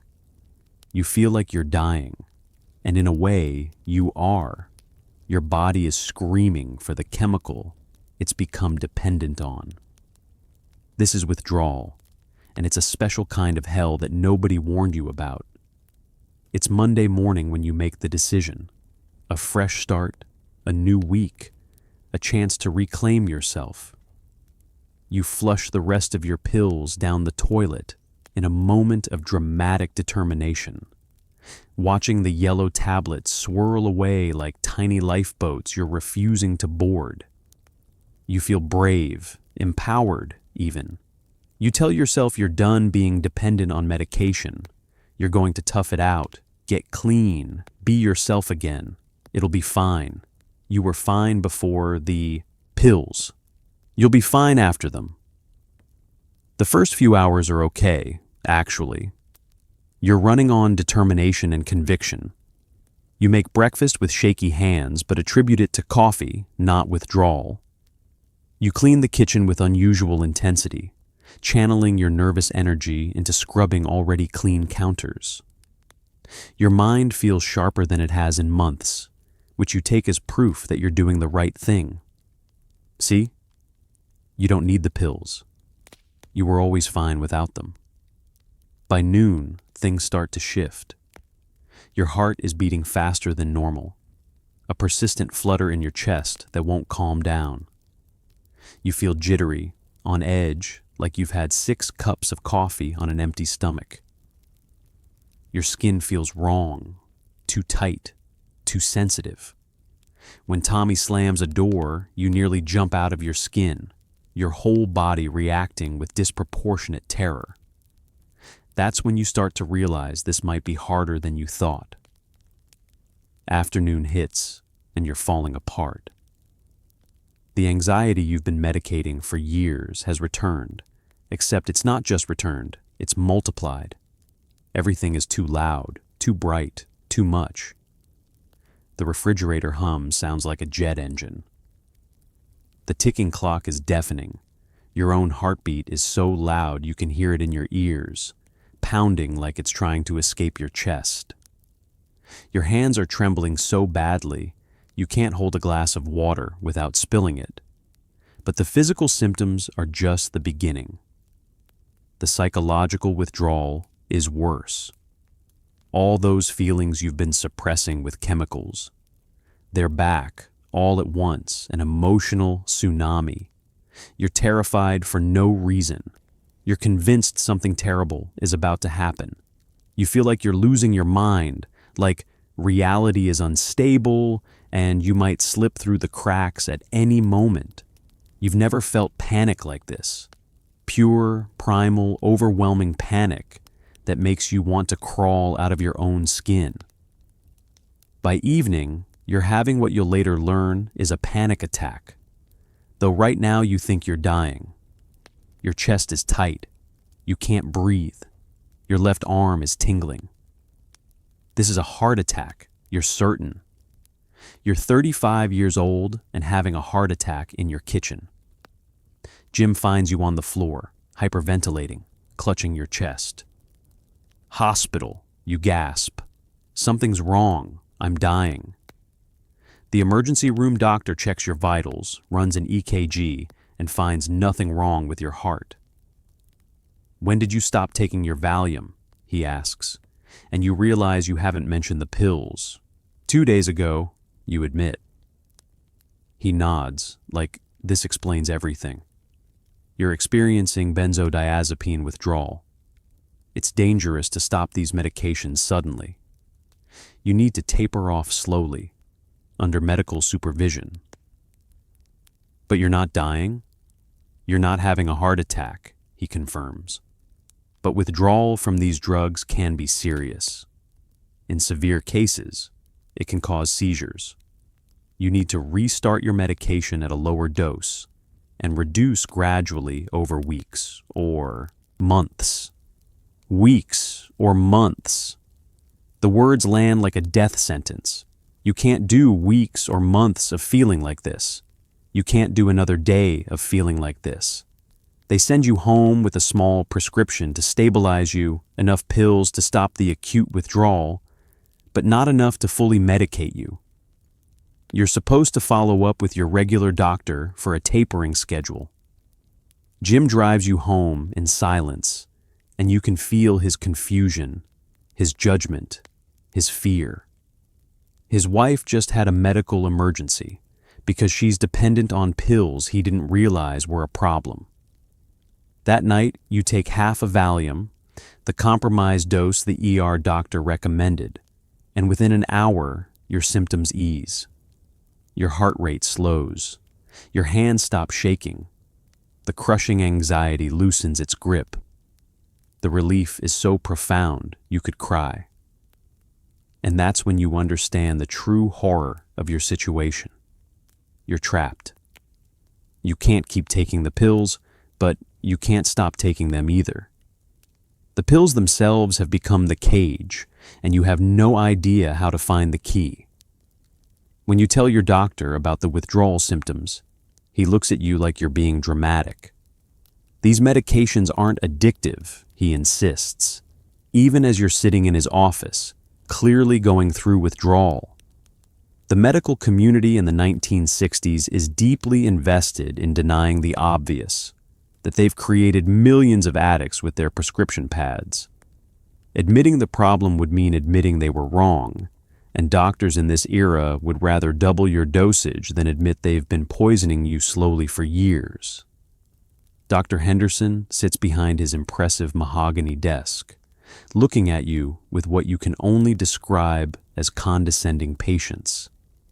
You've just spent 10 minutes describing your attempted withdrawal, the shaking, the panic, the trip to the emergency room. He hasn't written down a single note. Mrs. Patterson, he says, using your married name in that way doctors do to remind you of your place, I think you're overreacting. Valium is one of the safest medications we prescribe. It's not addictive in the traditional sense. But I can't stop taking it, you say, trying to keep your voice steady. When I tried to stop, I ended up in the hospital. The ER doctor said it was withdrawal. Dr. Henderson waves his hand dismissively. What you experienced was the return of your underlying anxiety disorder. The medication was managing your symptoms, and when you stopped, the symptoms came back. That's not addiction. That's proof you need the medication. You want to argue, but he's a doctor and you're a housewife who didn't even finish college. Who are you to question his medical expertise? Still, you try. I read an article in the newspaper about women becoming dependent on tranquilizers. It said, "He cuts you off." Mrs. Patterson, I wouldn't believe everything you read in the popular press. These articles are sensationalized, written by people who don't understand pharmacology. I've been prescribing these medications for years, and I've never had a patient develop a true addiction. Never? You think about Helen and Barbara and all the women you know who take these pills, who panic when they run low, who can't function without them. If that's not addiction, what is? But Dr. Henderson is already moving on, pulling out his prescription pad. What you need is a consistent therapeutic dose. The problem is you tried to stop too abruptly. Let's get you back on a proper regimen. He writes you a new prescription, same dosage as before, and hands it over like he's solved the problem. Take these as directed and don't skip doses. Your body needs consistent levels of the medication to manage your anxiety. You stare at the prescription slip, feeling like you're being handed back into captivity.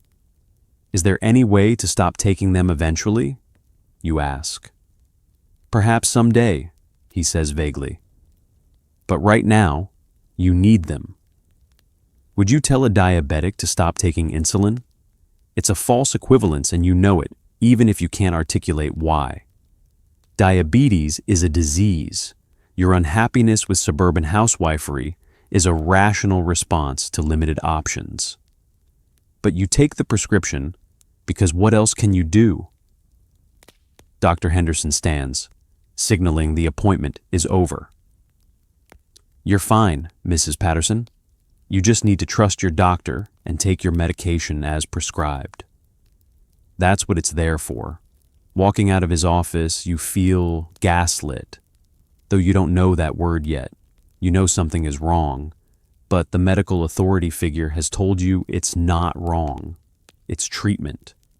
Your body told you it was dependent, but the doctor says dependency isn't the same as addiction, and only true addiction is a problem. You're trapped in a semantic nightmare where the pills have hijacked your brain chemistry, but that's called treatment, not addiction. The truth is, Dr. Henderson doesn't want to admit there's a problem, because admitting it would have massive implications. He'd have to acknowledge that he and thousands of other doctors have been carelessly creating addicts for years.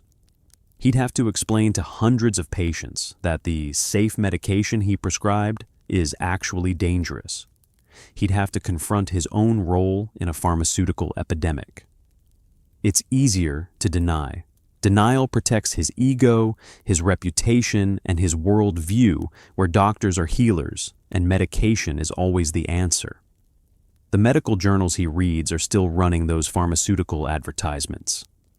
The drug reps still visit his office with samples and promises that these medications are safe for long-term use. The medical establishment has aligned itself with pharmaceutical profit, and admitting benzodiazepines are addictive would cost companies like Hoffman La Roche billions. There's too much money, too many reputations, too much professional pride at stake. So instead, doctors like Henderson gaslight their patients, insist the problem isn't real, and keep writing prescriptions. You fill the prescription that afternoon. You take your evening dose. And you wonder how many other women are sitting in their bathrooms right now, staring at pill bottles, knowing something's terribly wrong, but having nowhere to turn because even their doctors won't acknowledge the truth. The pills pile up in medicine cabinets across America.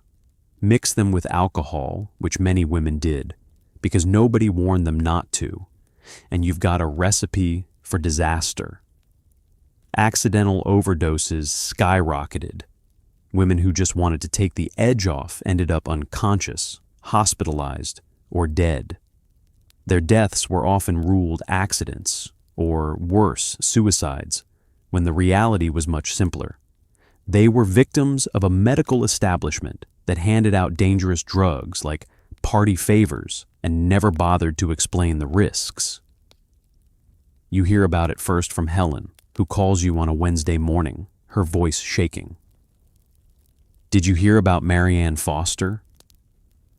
Marianne, the woman from church with the 3 kids and the perfect garden. She's in the hospital. They found her unconscious yesterday afternoon. Pills and wine, they're saying. There's a pause, heavy with unspoken understanding. They don't know if she'll wake up. Marianne does wake up, eventually, but the whispers don't stop. Was it intentional? Was she trying to kill herself? Or did she just take a few too many pills to deal with a bad day and then have a glass of wine with dinner, not knowing that benzodiazepines and alcohol multiply each other's effects? The combination doesn't just add, it multiplies. 2 plus 2 doesn't equal 4. It equals 8, or 10, or respiratory failure. Nobody warned you about this. Dr. Henderson never mentioned that you shouldn't drink while taking Valium. The pharmacist didn't say anything when he filled your prescription. There's no warning label on the bottle saying may be fatal if combined with alcohol.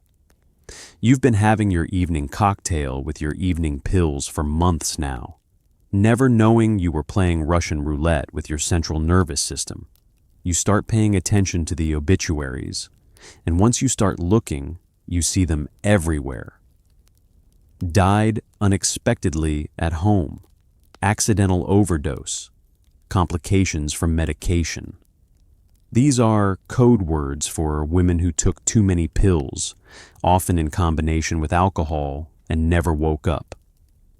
They're in their 30s, 40s, early 50s. They have children. They have husbands. They had medicine cabinets full of prescriptions written by doctors who said these drugs were safe. Some of them probably were suicides. The rates of depression among housewives in the 60s were staggering, though often undiagnosed or dismissed as nerves. Some women probably did intentionally take a whole bottle of pills, choosing permanent escape from a life that felt unbearable. But how many were accidents? How many women took their prescribed dose, felt it wasn't working, took another, maybe had some wine, felt drowsy, but not alarmed, went to bed, and simply never woke up? The pharmaceutical companies knew about these risks. Internal documents, which wouldn't be uncovered until years later, showed they'd studied the interactions between benzodiazepines and alcohol. They knew the combination could be lethal, but they buried the research because warning doctors would hurt sales. Better to let women die than to admit their blockbuster drugs had serious, life-threatening side effects. The deaths were often coded in ways that protected everyone except the victim. If a woman overdosed, doctors would list it as accidental death to spare the family the shame of suicide. If she survived but had been mixing pills and alcohol, it was framed as irresponsible behavior on her part, not a failure of medical guidance. The narrative always made it the woman's fault. She took too many, she drank too much, she was careless, she was depressed, she was weak. Never, she was overprescribed, she wasn't warned. She was failed by a medical system that prioritized profit over patients. You become paranoid about your own medication. You count pills obsessively, making sure you know exactly how many you've taken. You stop drinking entirely, not because anyone told you to, but because you're terrified of becoming another obituary. You hide your pills in different locations so that in a moment of desperation or confusion, you can't accidentally take too many. You're protecting yourself, from the drugs that are supposed to be helping you. At Marianne's welcome home party, after she's released from the hospital, nobody mentions what happened. She's pale, thinner, quiet. Her husband hovers nearby with a watchful expression. Everyone brings casseroles and acts like she just had the flu, not a near fatal overdose. The only acknowledgement comes when Helen pulls you aside in the kitchen. She says she only took 3, Helen whispers. Just 3 pills with 1 glass of wine. She wasn't trying to, she just wanted to relax. 3 pills and 1 glass of wine nearly killed her. The math is terrifying. While you're floating through your days in a medicated haze, your children are watching. They learn that unhappiness is a disease, that problems can be solved with pills, that feeling is optional. They grow up in homes where mom is physically present but emotionally absent, there but not really there. Years later, they'll talk about it in therapy, the mother who was always tired, always distant, always just slightly out of reach. The pills didn't just affect you, they affected everyone who loved you. Your daughter Sarah is 10 years old, and she's learned not to ask you for help with homework after 2 p.m. That's when you get foggy, your words slurring slightly, your attention drifting. She's figured out that morning mom and afternoon mom are different people. Morning mom might help her practice spelling words or fix her hair in French braids. Afternoon mom stares at her like she's forgotten who Sarah is, then smiles vaguely and tells her to ask her father when he gets home. Tommy is 7, and he's developed anxiety that nobody connects to your medication. He has nightmares where you disappear, where he calls for you but you can't hear him. During the day, he's clingy, constantly checking where you are, making sure you haven't vanished. His teacher mentions he seems distracted, worried, older than his years. Some children are just naturally anxious, she says, and you nod, not making the connection that he's anxious because his mother is only partially present in his life. Your kids have learned to be quiet. They've learned that loud noises make you flinch and reach for your pills. They've learned that strong emotions, their excitement, their sadness, their anger, seem to overwhelm you, sending you to the bathroom where you keep your medicine.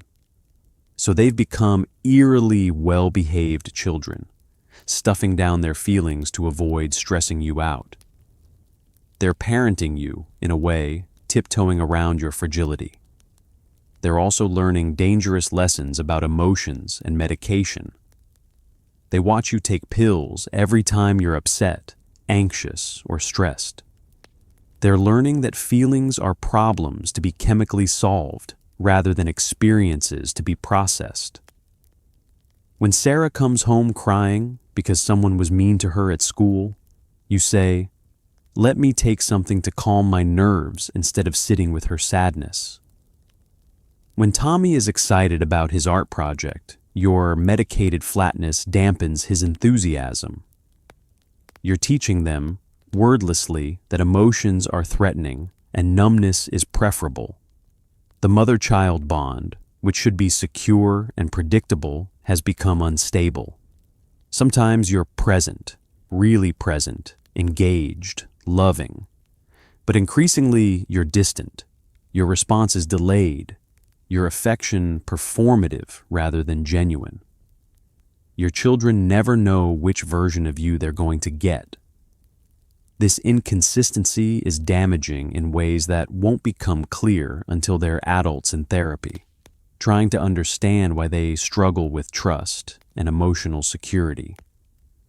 Your husband might not notice the changes in you, but children notice everything. They notice that you shuffle your words more in the afternoon. They notice that your eyes look different, pupils smaller, gaze less focused. They notice that you sometimes start sentences and forget how they end.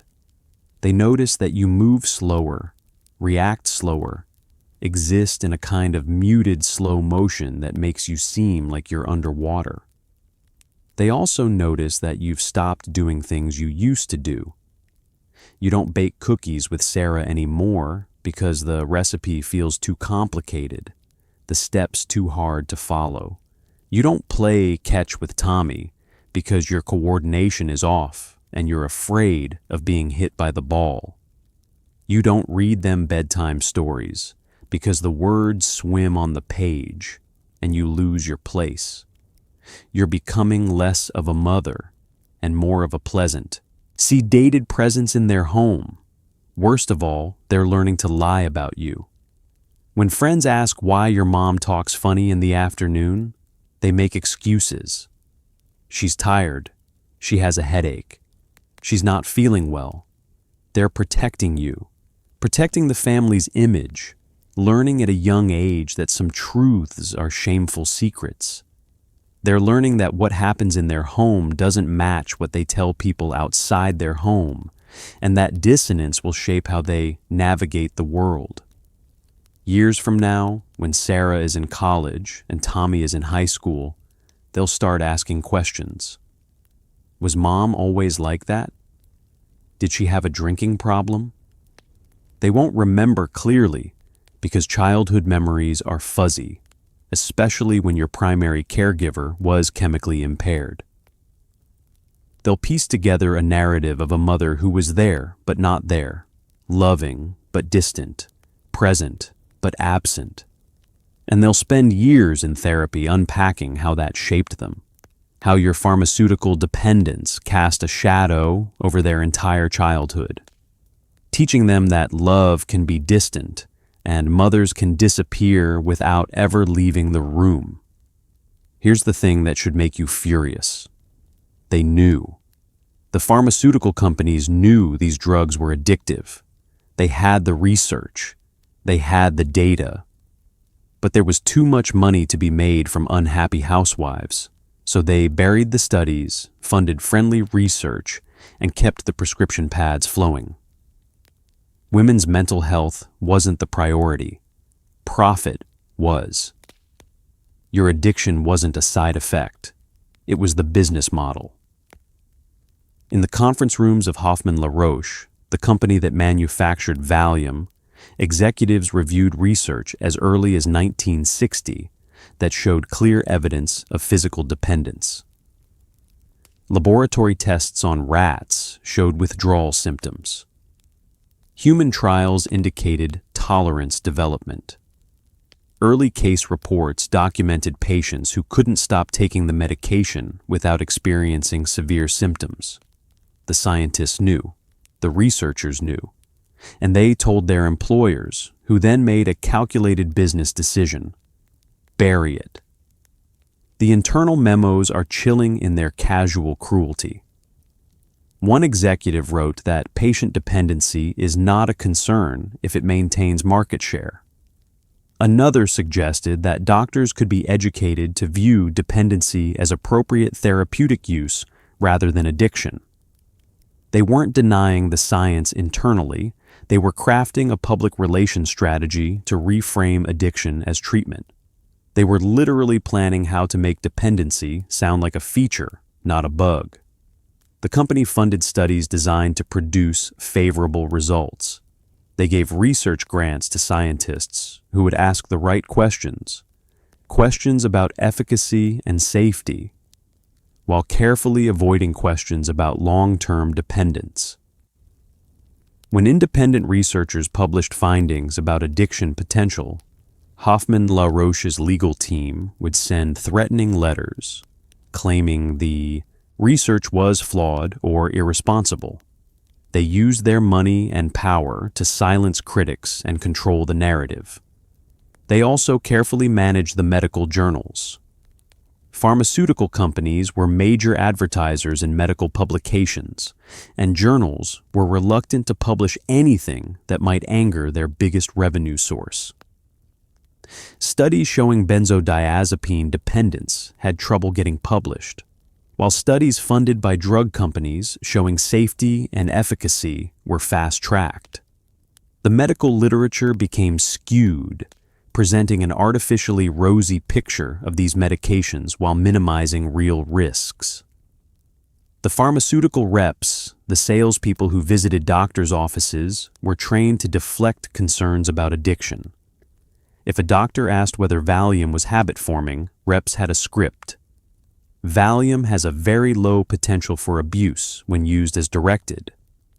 Any dependency that develops is a sign that the patient needs ongoing treatment, not that the medication is problematic. They were trained to blame patients for any problems, never the drug. When deaths started occurring, women overdosing, accidentally or intentionally, the companies had a strategy for that too.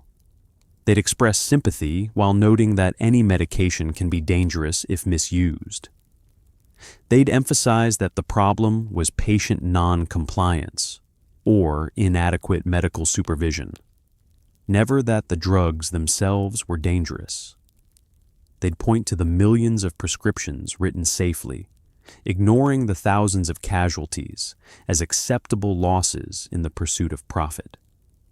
The most damning evidence came from internal research that Hoffman-La Roche conducted but never published. They tested Valium on long-term users and found that after 6 months, most patients were physically dependent. They found that withdrawal could be severe, sometimes dangerous. They documented cognitive impairment in long-term users. They had all this information, and they kept selling the drug as safe for extended use, kept marketing it to doctors as a first-line treatment for anxiety, kept the profits rolling in. By the early 1970s, Valium was generating over $300 million annually for Hoffman-La Roche. It was one of the most profitable drugs in history. When you're making that much money, what's the incentive to admit your product is addictive? Even if you have a conscience, and clearly these executives didn't, the shareholders demand growth. Admitting Valium was addictive would tank the stock price, trigger lawsuits, destroy the company's reputation. So, they lied. They lied to regulators. They lied to doctors. They lied to the millions of women who trusted their medication to be safe. You, taking your yellow pill at the kitchen counter, are not just a patient. You're a revenue stream. Your dependence is their quarterly earnings report. Your inability to quit is their market stability. And they knew this from the beginning. They knew that once you started taking these pills, you probably wouldn't be able to stop. That was never a bug in their system. It was the core feature of their business model. They made billions by making millions of women dependent on their product. And they did it knowingly, willfully, and without remorse. By the late 1960s, some women started asking dangerous questions. What if the problem isn't us? What if the problem is a society that expects women to find fulfillment in housework and motherhood alone? What if we don't need pills? We need options, education, careers, choices. The women's liberation movement didn't just fight for equal rights. It fought against the medicalization of female unhappiness. They said, we're not sick, we're trapped. There's a difference.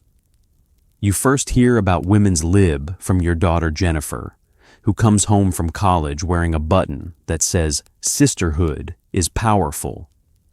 She's reading Betty Friedan and Gloria Steinem, going to consciousness-raising groups where women sit in circles and talk about their lives without men present. At first, you dismiss it as youthful rebellion, college kid radicalism. But then Jennifer says something that stops you cold. Mom, you're not depressed. You're oppressed. And they're medicating you so you'll accept it. The women's liberation movement understands something that doctors don't. That housewife unhappiness isn't a medical condition requiring treatment. It's a rational response to limited options and social control. When you're educated and capable but confined to domestic labor, when your identity is erased into wife and mother, when your intellectual needs are dismissed as unwomanly, of course you're unhappy. That's not mental illness, That's psychological imprisonment. Feminist activists start targeting the pharmaceutical industry directly. They publish articles with titles like "The Drug Company's Housewife Habit" and "Medicating Women's Discontent." They point out that pharmaceutical advertising explicitly markets tranquilizers as solutions to women's legitimate grievances. One activist group plasters New York City with mock advertisements showing a woman behind bars with the caption, "She's trapped, but at least she's calm, thanks to Valium." The consciousness-raising groups become spaces where women can talk about their pill use without judgment. In church basements and living rooms across America, women gather to share their experiences. "I thought I was the only one," woman after woman says. They realize their private shame is actually a collective experience. They're not individually failing to be happy housewives. They're rationally unhappy with an oppressive system. And the pills aren't helping them. They're silencing them. Some women's liberation activists are former housewives who got off the pills and got angry. They talk about their years of sedation with fury, describing how the pills stole their 20s and 30s, how they missed years of their children's lives in a medicated fog, how doctors pathologized their reasonable anger. They're not grateful to pharmaceutical companies for providing relief. They're furious at being chemically controlled for corporate profit. The movement starts connecting dots between different forms of women's oppression. The same society that expects women to stay home also profits from their unhappiness. The same medical establishment that controls women's reproductive freedom through restrictive abortion laws also controls their mental states through over-prescription. The same culture that says women are too emotional to hold positions of power also medicates them when they express emotions. It's all part of the same system, designed to keep women controlled, limited, and profitable. You start attending a local consciousness-raising group, secretly at first, telling Jim you're going to a book club. The first meeting terrifies you. Sitting in a circle with 10 other women, you're supposed to talk honestly about your life. When it's your turn, you start crying before you even speak. "I take a lot of pills," you finally say. "I don't think I can stop. I don't know who I am anymore." And instead of judgment, you receive solidarity. 3 other women in the circle raise their hands. "Me too." These women help you understand that getting off pills isn't just about detoxing your body. It's about detoxing your mind from the belief that your unhappiness is a personal failing. They teach you that anger is appropriate, that wanting more than housework is legitimate, that your feelings don't need to be medicated away. They help you envision a different future, one where you might work, study, create, exist as a full person rather than a domestic appliance. The women's liberation movement doesn't just want to stop the over-prescription of tranquilizers. They want to address the underlying causes of women's unhappiness. They fight for equal pay, affordable childcare, access to education and careers, reproductive freedom, and recognition of domestic labor as real work. They understand that you can't fix the housewife problem with pills. You have to fix the society that creates the problem in the first place. It's radical and it's terrifying, and it's the first time in years that you feel hope instead of numbness.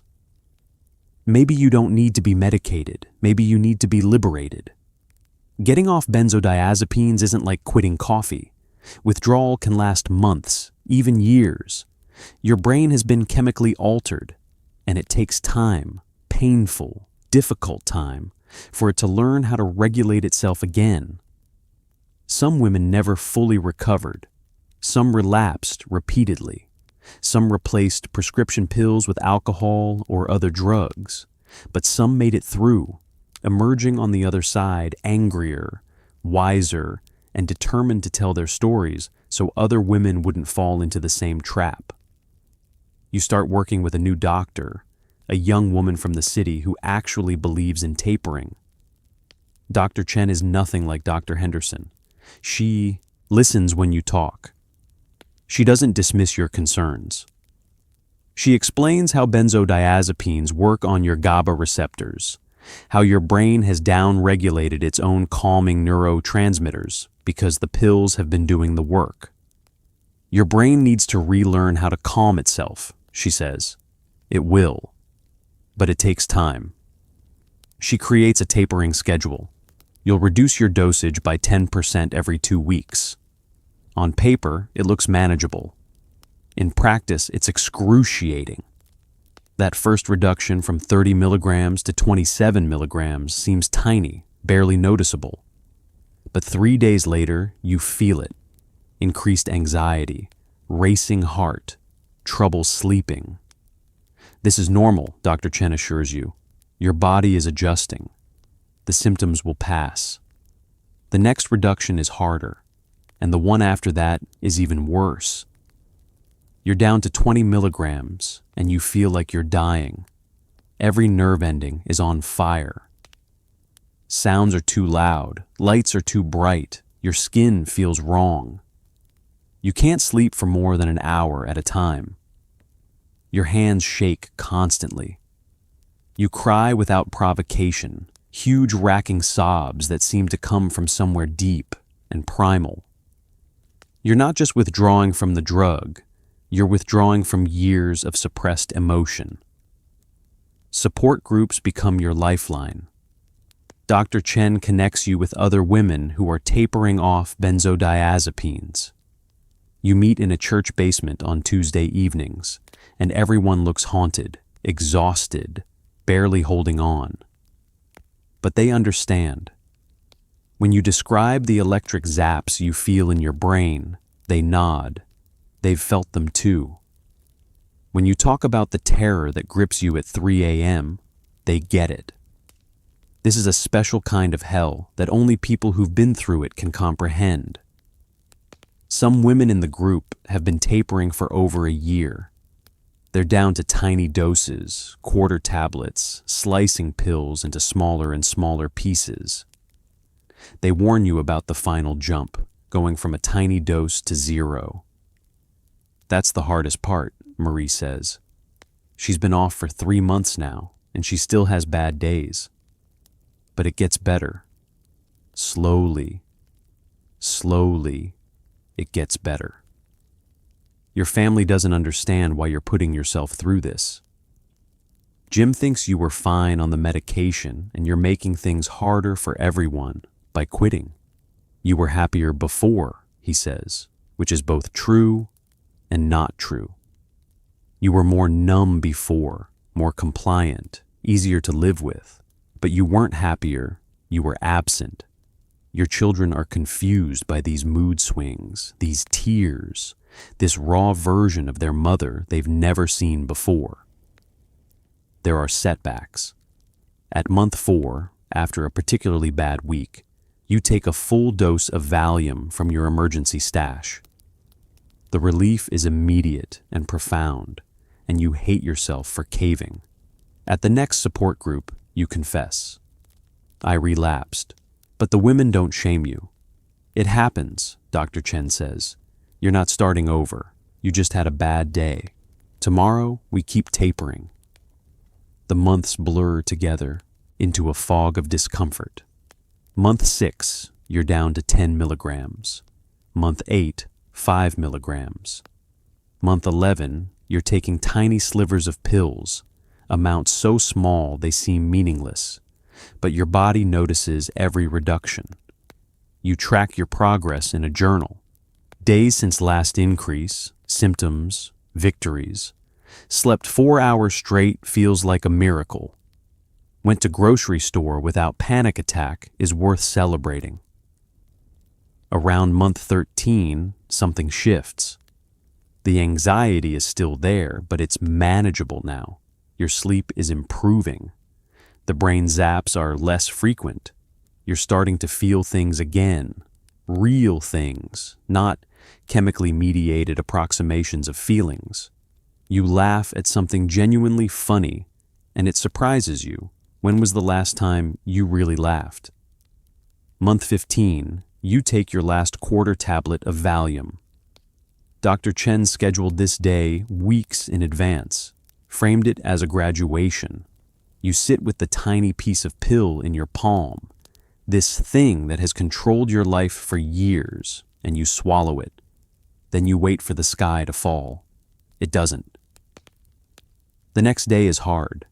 The day after that is harder, but you survive them without medication. 6 months later, you're not cured. You'll never be cured, not entirely. Your brain was changed by those years of medication, and some changes might be permanent. You still have anxiety, but you're learning to manage it with therapy, meditation, exercise, all the things that should have been tried before pills. You still have bad days where you think about how easy it would be to get a prescription, to make it all softer again. But you don't. Because you've fought too hard to get here, and you're not going back into that cage, no matter how comfortable it was. By the 1970s, the government finally noticed there might be a problem. Regulations were introduced. Warning labels were added. Doctors were told to be more careful with prescriptions. But the damage was done. Millions of women had already lost years of their lives to pills that promised happiness and delivered dependency. The regulations saved future generations, but for the women of the 1960s, the help came too late. A legislative ambulance arriving after the accident had already happened. In 1975, after years of pressure from activists and mounting evidence of widespread addiction, the DEA classified benzodiazepines as Schedule I-4 controlled substances. This meant doctors would have to track prescriptions, there would be limits on refills, and pharmacies would monitor distribution. It was a step forward, but a tiny one. Schedule I-4 is the least restrictive controlled substance category. Prescription bottles would now carry a warning, but the drugs were still considered relatively safe. Senator Ted Kennedy held hearings on tranquilizer abuse in the early 1970s. Women testified about losing years of their lives to pills prescribed casually by doctors who never warned them about addiction. The testimonies were devastating. One woman described taking Valium for 14 years, going through multiple failed detoxes, and finally getting clean only to discover her memory was permanently damaged. Another talked about her mother's accidental overdose, how she'd been found dead with an empty pill bottle and wine glass, how the family knew it wasn't suicide, but no one wanted to blame the doctor who'd been prescribing her medication for a decade. The pharmaceutical companies sent representatives to these hearings, well-dressed men with briefcases full of statistics. They argued that addiction rates were overstated, that the benefits outweighed the risks, that proper patient screening could prevent problems. They used phrases like a small percentage of patients, and when used as directed to minimize the scope of the crisis. They never mentioned their own internal research showing these drugs were inherently addictive. They never admitted they'd known from the beginning. New regulations required doctors to limit initial prescriptions to 30 days and restricted the number of refills without a new examination. It was meant to prevent endless prescriptions, the kind where women would get refills for years without ever seeing their doctor again. But the regulations had loopholes. Doctors could simply write new prescriptions. Patients could see multiple doctors. The system depended on physicians exercising judgment, and after a decade of overprescribing, that judgment was suspect. Warning labels appeared on pill bottles, maybe habit-forming. Later versions warned about combining with alcohol and operating machinery. But these warnings came after millions of women had already been taking these pills for years. It's like putting up a bridge out sign after thousands of cars have already driven off the cliff. The women who needed these warnings were already addicted, and a warning label doesn't cure physical dependence. Medical schools began teaching about benzodiazepine addiction, adding sections to pharmacology courses about dependence and withdrawal. Young doctors entering practice in the mid-70s were more cautious than their predecessors. But the doctors who'd been prescribing carelessly for a decade didn't suddenly change their practices. Dr. Henderson kept his prescription pad, kept treating women's unhappiness with pills, kept believing, or pretending to believe, that he was helping. For you and millions of women like you, these regulations are bittersweet. Yes, things will be better for your daughter's generation. Future women might be spared this particular pharmaceutical nightmare. But that doesn't give you back the years you lost. It doesn't undo the damage to your brain, your relationships, your sense of self. It's a legislative acknowledgement that you were harmed, but it comes with no apology, no compensation, no accountability for the doctors and companies that created the crisis. Some women filed lawsuits against pharmaceutical companies, claiming they'd been misled about addiction risks. Most cases were settled quietly, with confidentiality agreements preventing victims from speaking publicly. Hoffman LaRoche paid millions in settlements while never admitting fault. They could afford it. Valium had made them billions. The settlements were just a cost of doing business, a line item on a balance sheet, pocket change compared to the profits. The FDA didn't recall these drugs or ban them. They remained available, just more carefully controlled. Because despite everything, despite the addiction, the overdoses, the wasted lives, benzodiazepines do work for some conditions. They can stop seizures, manage acute panic attacks, and help with alcohol withdrawal. The problem was never that the drugs existed. It was how they were marketed, prescribed, and used. They were turned into lifestyle medications for normal human unhappiness, and that's what created the epidemic. For the women of the 60s who lost years to these pills, the regulations feel like an admission of guilt without consequences. The system that harmed them implemented changes that said, essentially, we know this was a problem, and we'll try not to do it again. But there was no reckoning, no justice, no real accountability. Just warning, labels, and prescription limits, regulations that arrived decades too late to save the women who needed saving. Even today, benzodiazepines are among the most prescribed drugs in America. The names have changed. Xanax instead of Valium, Ativan instead of Librium, but the game remains the same. We're still medicating unhappiness, still prescribing pills when what people need is therapy, community, purpose, change. The housewives of the 1960s were the guinea pigs in an experiment that never really ended. It just got better marketing and stricter warning labels. Walk into any psychiatrist's office today and mention anxiety, and there's a good chance you'll walk out with a prescription for a benzodiazepine. Xanax, the brand name for alprazolam, has become the new Valium, a cultural shorthand for managing stress, a punchline in comedy routines, a status symbol in some circles. I need my Xanax is as common a phrase now as I need my coffee. The stigma has shifted, but the prescription pad keeps moving. The lessons from the 1960s were supposed to prevent this. Doctors are supposed to be more careful now, only prescribing for short-term use, monitoring for dependence. But the same pressures that drove overprescription then exist now. Patients in distress seeking quick relief. Doctors with limited time and few alternatives. Pharmaceutical companies still making billions from these drugs. Insurance companies that will cover pills but not months of therapy. The modern crisis has its own wrinkles. Where housewives were the target in the 60s, now it's everyone. College students stressed about exams, office workers dealing with deadline pressure, parents overwhelmed by modern life's demands.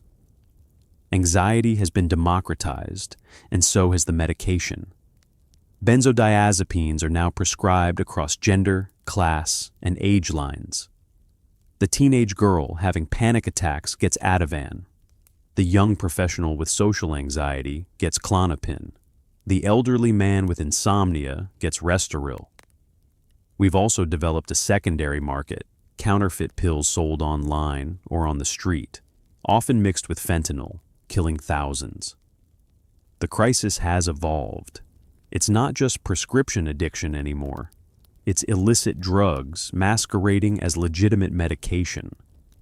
Someone trying to buy Xanax online might end up with a pressed pill containing deadly opioids. The pharmaceutical epidemic has merged with the opioid crisis, creating a landscape even more dangerous than the 60s. Some things have improved. There's more awareness about addiction potential now. Doctors are supposed to screen for substance abuse history. Prescriptions are tracked in databases to prevent doctor shopping. Patients are supposed to be educated about risks. But supposed to is doing a lot of work in those sentences. In practice, benzodiazepines are still handed out with alarming casualness, still prescribed for long-term use despite guidelines saying they shouldn't be, still creating physical dependence that traps people just like it trapped you. The therapeutic alternative, cognitive behavioral therapy, mindfulness, lifestyle changes, takes time and effort. Pills are fast. In a culture that demands instant solutions, that pathologizes normal human emotions, that expects people to be productive even when they're struggling, pills will always be appealing. And pharmaceutical companies know this. They've just gotten smarter about marketing. Now, they don't advertise to doctors. They advertise directly to consumers. Those TV commercials showing happy people living their best lives thanks to medication, with side effects rattled off so quickly you can barely process them. Your daughter Jennifer is a therapist now, and she tells you about her clients, young women mostly, taking multiple psychiatric medications, including benzodiazepines. It's the same thing that happened to you, she says. Different pills, same problem. We're still medicating away women's legitimate responses to difficult circumstances. She sees women on Xanax for anxiety about job insecurity, for stress from being underpaid and overworked, for panic about climate change and political instability. Rational fears being treated as irrational disorders. The benzodiazepine crisis never ended. It evolved. The 1960s were ground zero, the proof of concept that you could medicate an entire demographic into compliance and profit handsomely from it. Today's pharmaceutical landscape is that experiment scaled up, refined, and extended to everyone. We learned that these drugs are addictive, and we kept prescribing them. We learned that they steal people's lives, and we kept manufacturing them. We learned that there are better alternatives, and we kept choosing the easier, faster, more profitable option. Your legacy, the legacy of all those housewives who lost years to rainbow pills, should have been a warning. Instead, it became a blueprint.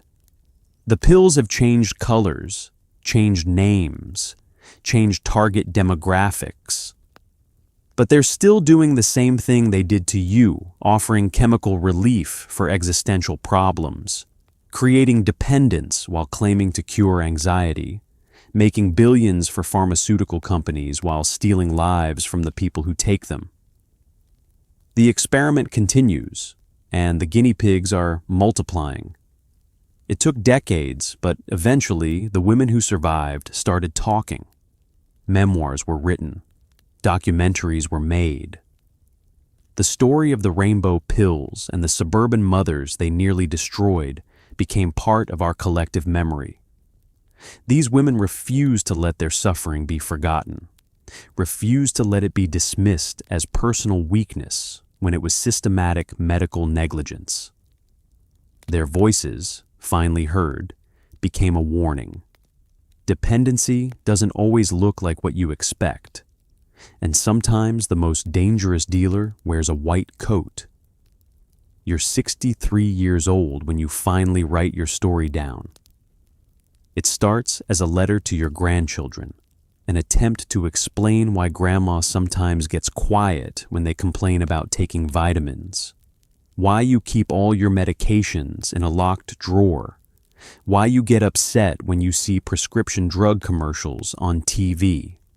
The letter grows into a memoir, 50 pages of your life from 1962 to 1979, the years the pills stole. Your daughter helps you get it published, not by a major house, but by a small feminist press that's collecting stories from women of your generation. The book is called Mother's Little Helpers, a memoir of prescription addiction, and it comes out alongside 20 other women's stories. None of you are famous. None of you are professional writers. But your stories are true, and that makes them powerful. At the book release, you meet the other authors, women who look like you, suburban mothers now in their 60s and 70s, finally speaking the truth they were silenced from speaking for so long. Gloria talks about losing custody of her children because her husband convinced a judge she was unstable, pointing to her pill bottles as evidence. Patricia describes years of memory loss, entire family events she can't remember because she was too medicated to form lasting memories. Sandra's story is the hardest. Her sister didn't survive, overdosed in 1974 at age 38. The media picks up the story slowly. A local newspaper writes a feature, then a women's magazine. Then NPR does a radio documentary featuring interviews with you and 5 other women. Suddenly, people are listening. Younger women call in to talk shows saying, "That's happening to me right now." Daughters call their mothers and ask, "Were you on these pills? Is that why you were so distant when I was growing up?" The pharmaceutical companies don't respond directly, but their representatives issue statements about how medication practices have improved significantly, and today's drugs are safer with better monitoring. They don't apologize, they don't admit wrongdoing. They just pivot to talking about how things are different now, implicitly acknowledging things were wrong then, while accepting no responsibility for it. Some of your old doctors are still alive, and one, Dr. Henderson, reads your memoir. He calls you, and you almost don't answer. His voice sounds old, uncertain. "I read your book," he says. "I wanted you to know I didn't know. We didn't know. They told us it was safe." You want to scream at him that he should have known, that doctors have a responsibility to question what pharmaceutical companies tell them. But his voice is so sad, so defeated, that you find yourself saying, "I know. I believe you. Maybe he did think he was helping." Maybe that's the most terrifying part, that the system was designed to make everyone complicit. A documentary filmmaker contacts you. She's making a film about the history of women and prescription drugs, and she wants to interview you. You sit in front of her camera and tell your story again.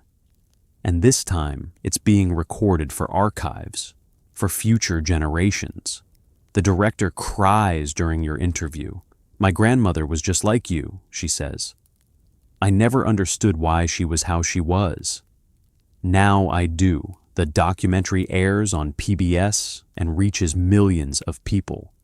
Suddenly you're getting letters from across the country, women thanking you for speaking up, women sharing their own stories of pill addiction, daughters thanking you for helping them understand their mothers, therapists thanking you for validating what they've been seeing in their practices. Your story has given people language for experiences they couldn't name. You're invited to speak at medical schools, to tell future doctors about the patient experience of being overprescribed and underinformed. Standing in front of a lecture hall full of young, earnest medical students, you feel the weight of it, the responsibility to make sure your suffering wasn't for nothing. Don't prescribe what you don't understand, you tell them. Don't medicate away problems that need solutions, not sedation.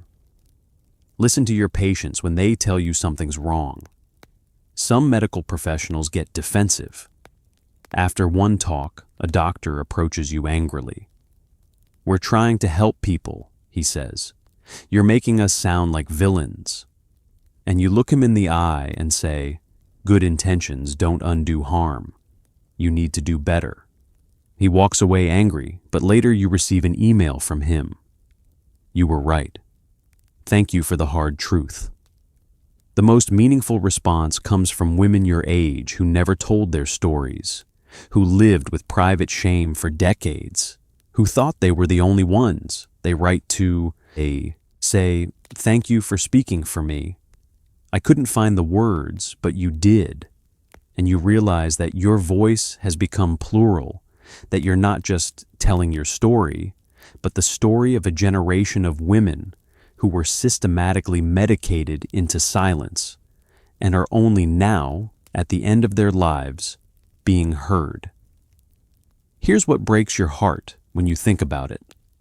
All those women, all that wasted potential. Who might they have become if they hadn't spent years in a medicated fog? What could they have created, achieved, accomplished, if society had given them options instead of pills?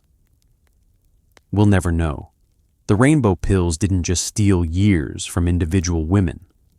They stole possibilities from an entire generation.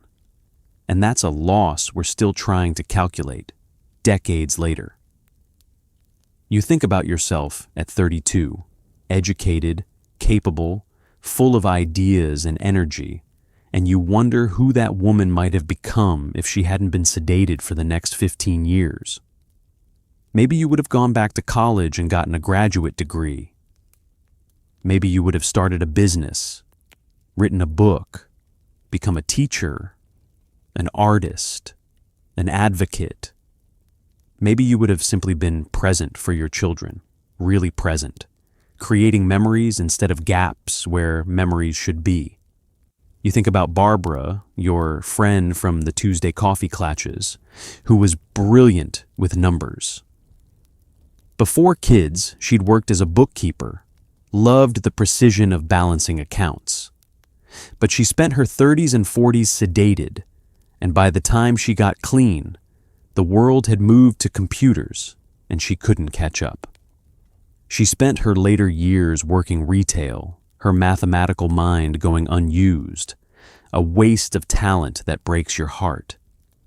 You think about Helen, who painted before she got married. She had real talent. You'd seen her early work, vibrant canvases full of life and color.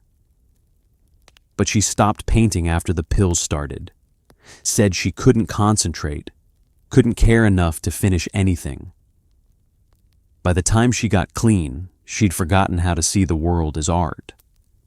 She tried to paint again in her 60s, but the spark was gone, buried under years of chemical suppression. You think about Diane, who didn't survive. Overdose in 76, ruled accidental, but you've always wondered. She had wanted to be a journalist before marriage derailed those plans. She was funny, sharp, observant, would have been excellent at it. Instead, she became another statistic, another woman who didn't make it out of the pharmaceutical trap alive. Her daughters are in their 40s now, and they don't really remember her. That's what breaks you most. She's been erased, as if she never existed. You think about all the art that wasn't created, all the books that weren't written, all the businesses that weren't started, all the political movements that weren't led. An entire generation of women had their productive years stolen by medication that kept them compliant and quiet. How many leaders, creators, innovators were sedated into suburban obscurity? The economic loss alone is staggering when you calculate it. Millions of educated women kept out of the workforce or underemployed, their earning potential wasted, their skills unused. But the cultural loss is even greater. What conversations didn't happen? What ideas weren't shared? What progress wasn't made because half the population was chemically impaired? You think about your own children and the mother they deserved, but didn't get. Sarah needed you to be present for her teenage years, to guide her through first heartbreak and college decisions and career choices. Instead, you were floating through those years in a fog, present in body, but absent in every way that mattered. Tommy needed you to notice he was struggling in school, that he had a learning disability that wouldn't be diagnosed until he was in high school, because you weren't clear-headed enough to advocate for him. Your children survived, even thrived eventually, but they did it despite your absence, not because of your presence. You think about your marriage and wonder what it might have been if you'd been fully yourself. Maybe you and Jim would have divorced. You would have been clear-headed enough to recognize the relationship wasn't working, brave enough to leave. Maybe you would have stayed, but demanded more: equality, partnership, respect. Maybe Jim would have had to actually see you, know you, love the real you instead of the sedated version. You'll never know what your marriage could have been because the pills made you accept what it was. The loss isn't just personal, it's generational. The women of the 60s and 70s were meant to be the bridge generation, the ones who took the gains of the suffragettes and built on them, paving the way for true equality. Instead, they were medicated. The women's movement happened despite this pharmaceutical assault on women's consciousness, not because of ideal conditions for it. Imagine how much further we might have come if millions of women hadn't been chemically subdued during those crucial decades. And the saddest part, we're still doing it, still medicating away women's legitimate anger and frustration, still prescribing pills for problems that need social solutions, still stealing potential one prescription at a time. The rainbow pills of the 60s have been replaced by different colors, different names, but they're still stealing possibilities from women who deserve better. You're 72 now, looking back at a life half-lived. You got clean, you survived, you even thrived in your later years, finally becoming the person you might have been all along. But you can't get back those years from 30 to 45, can't reclaim that time.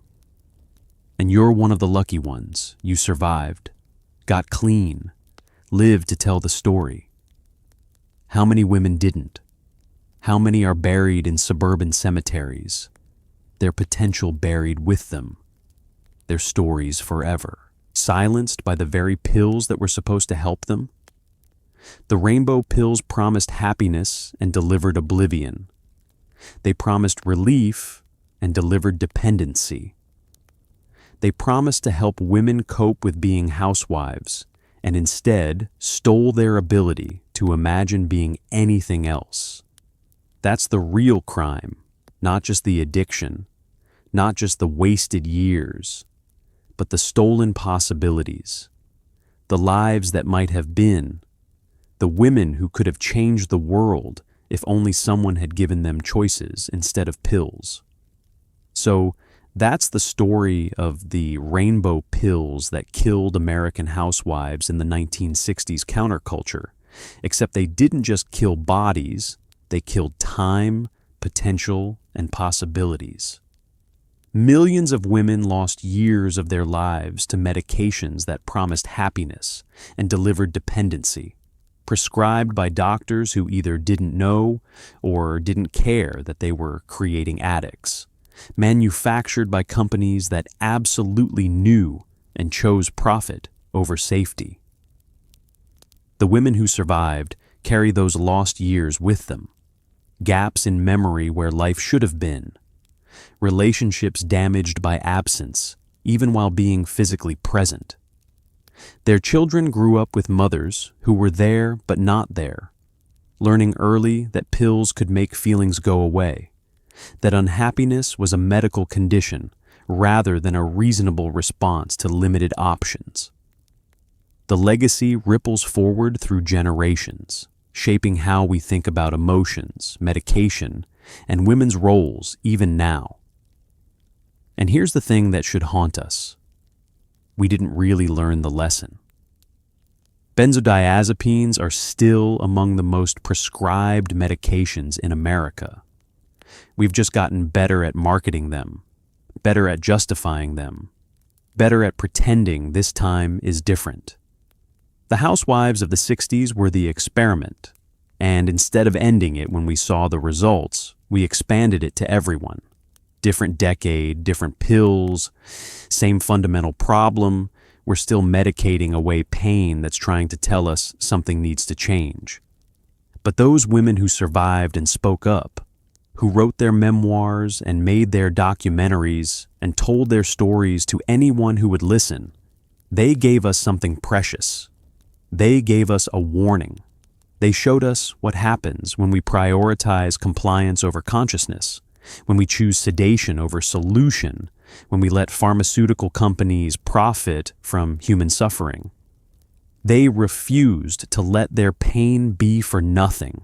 So, if you're struggling right now, if you're taking pills that were supposed to be temporary but have become permanent, if you feel trapped in a cycle of medication and dependence, know that you're not alone, you're not crazy, and you're not weak. You're human, caught in a system that profits from your pain and calls it treatment. There are ways out, though they're not easy. There are people who understand, who've walked this road before you. And there's hope, even when the pills try to convince you. That numbness is the best you can hope for. The women of the 60s deserved better than they got. You deserve better than they got. We all do. Sweet dreams.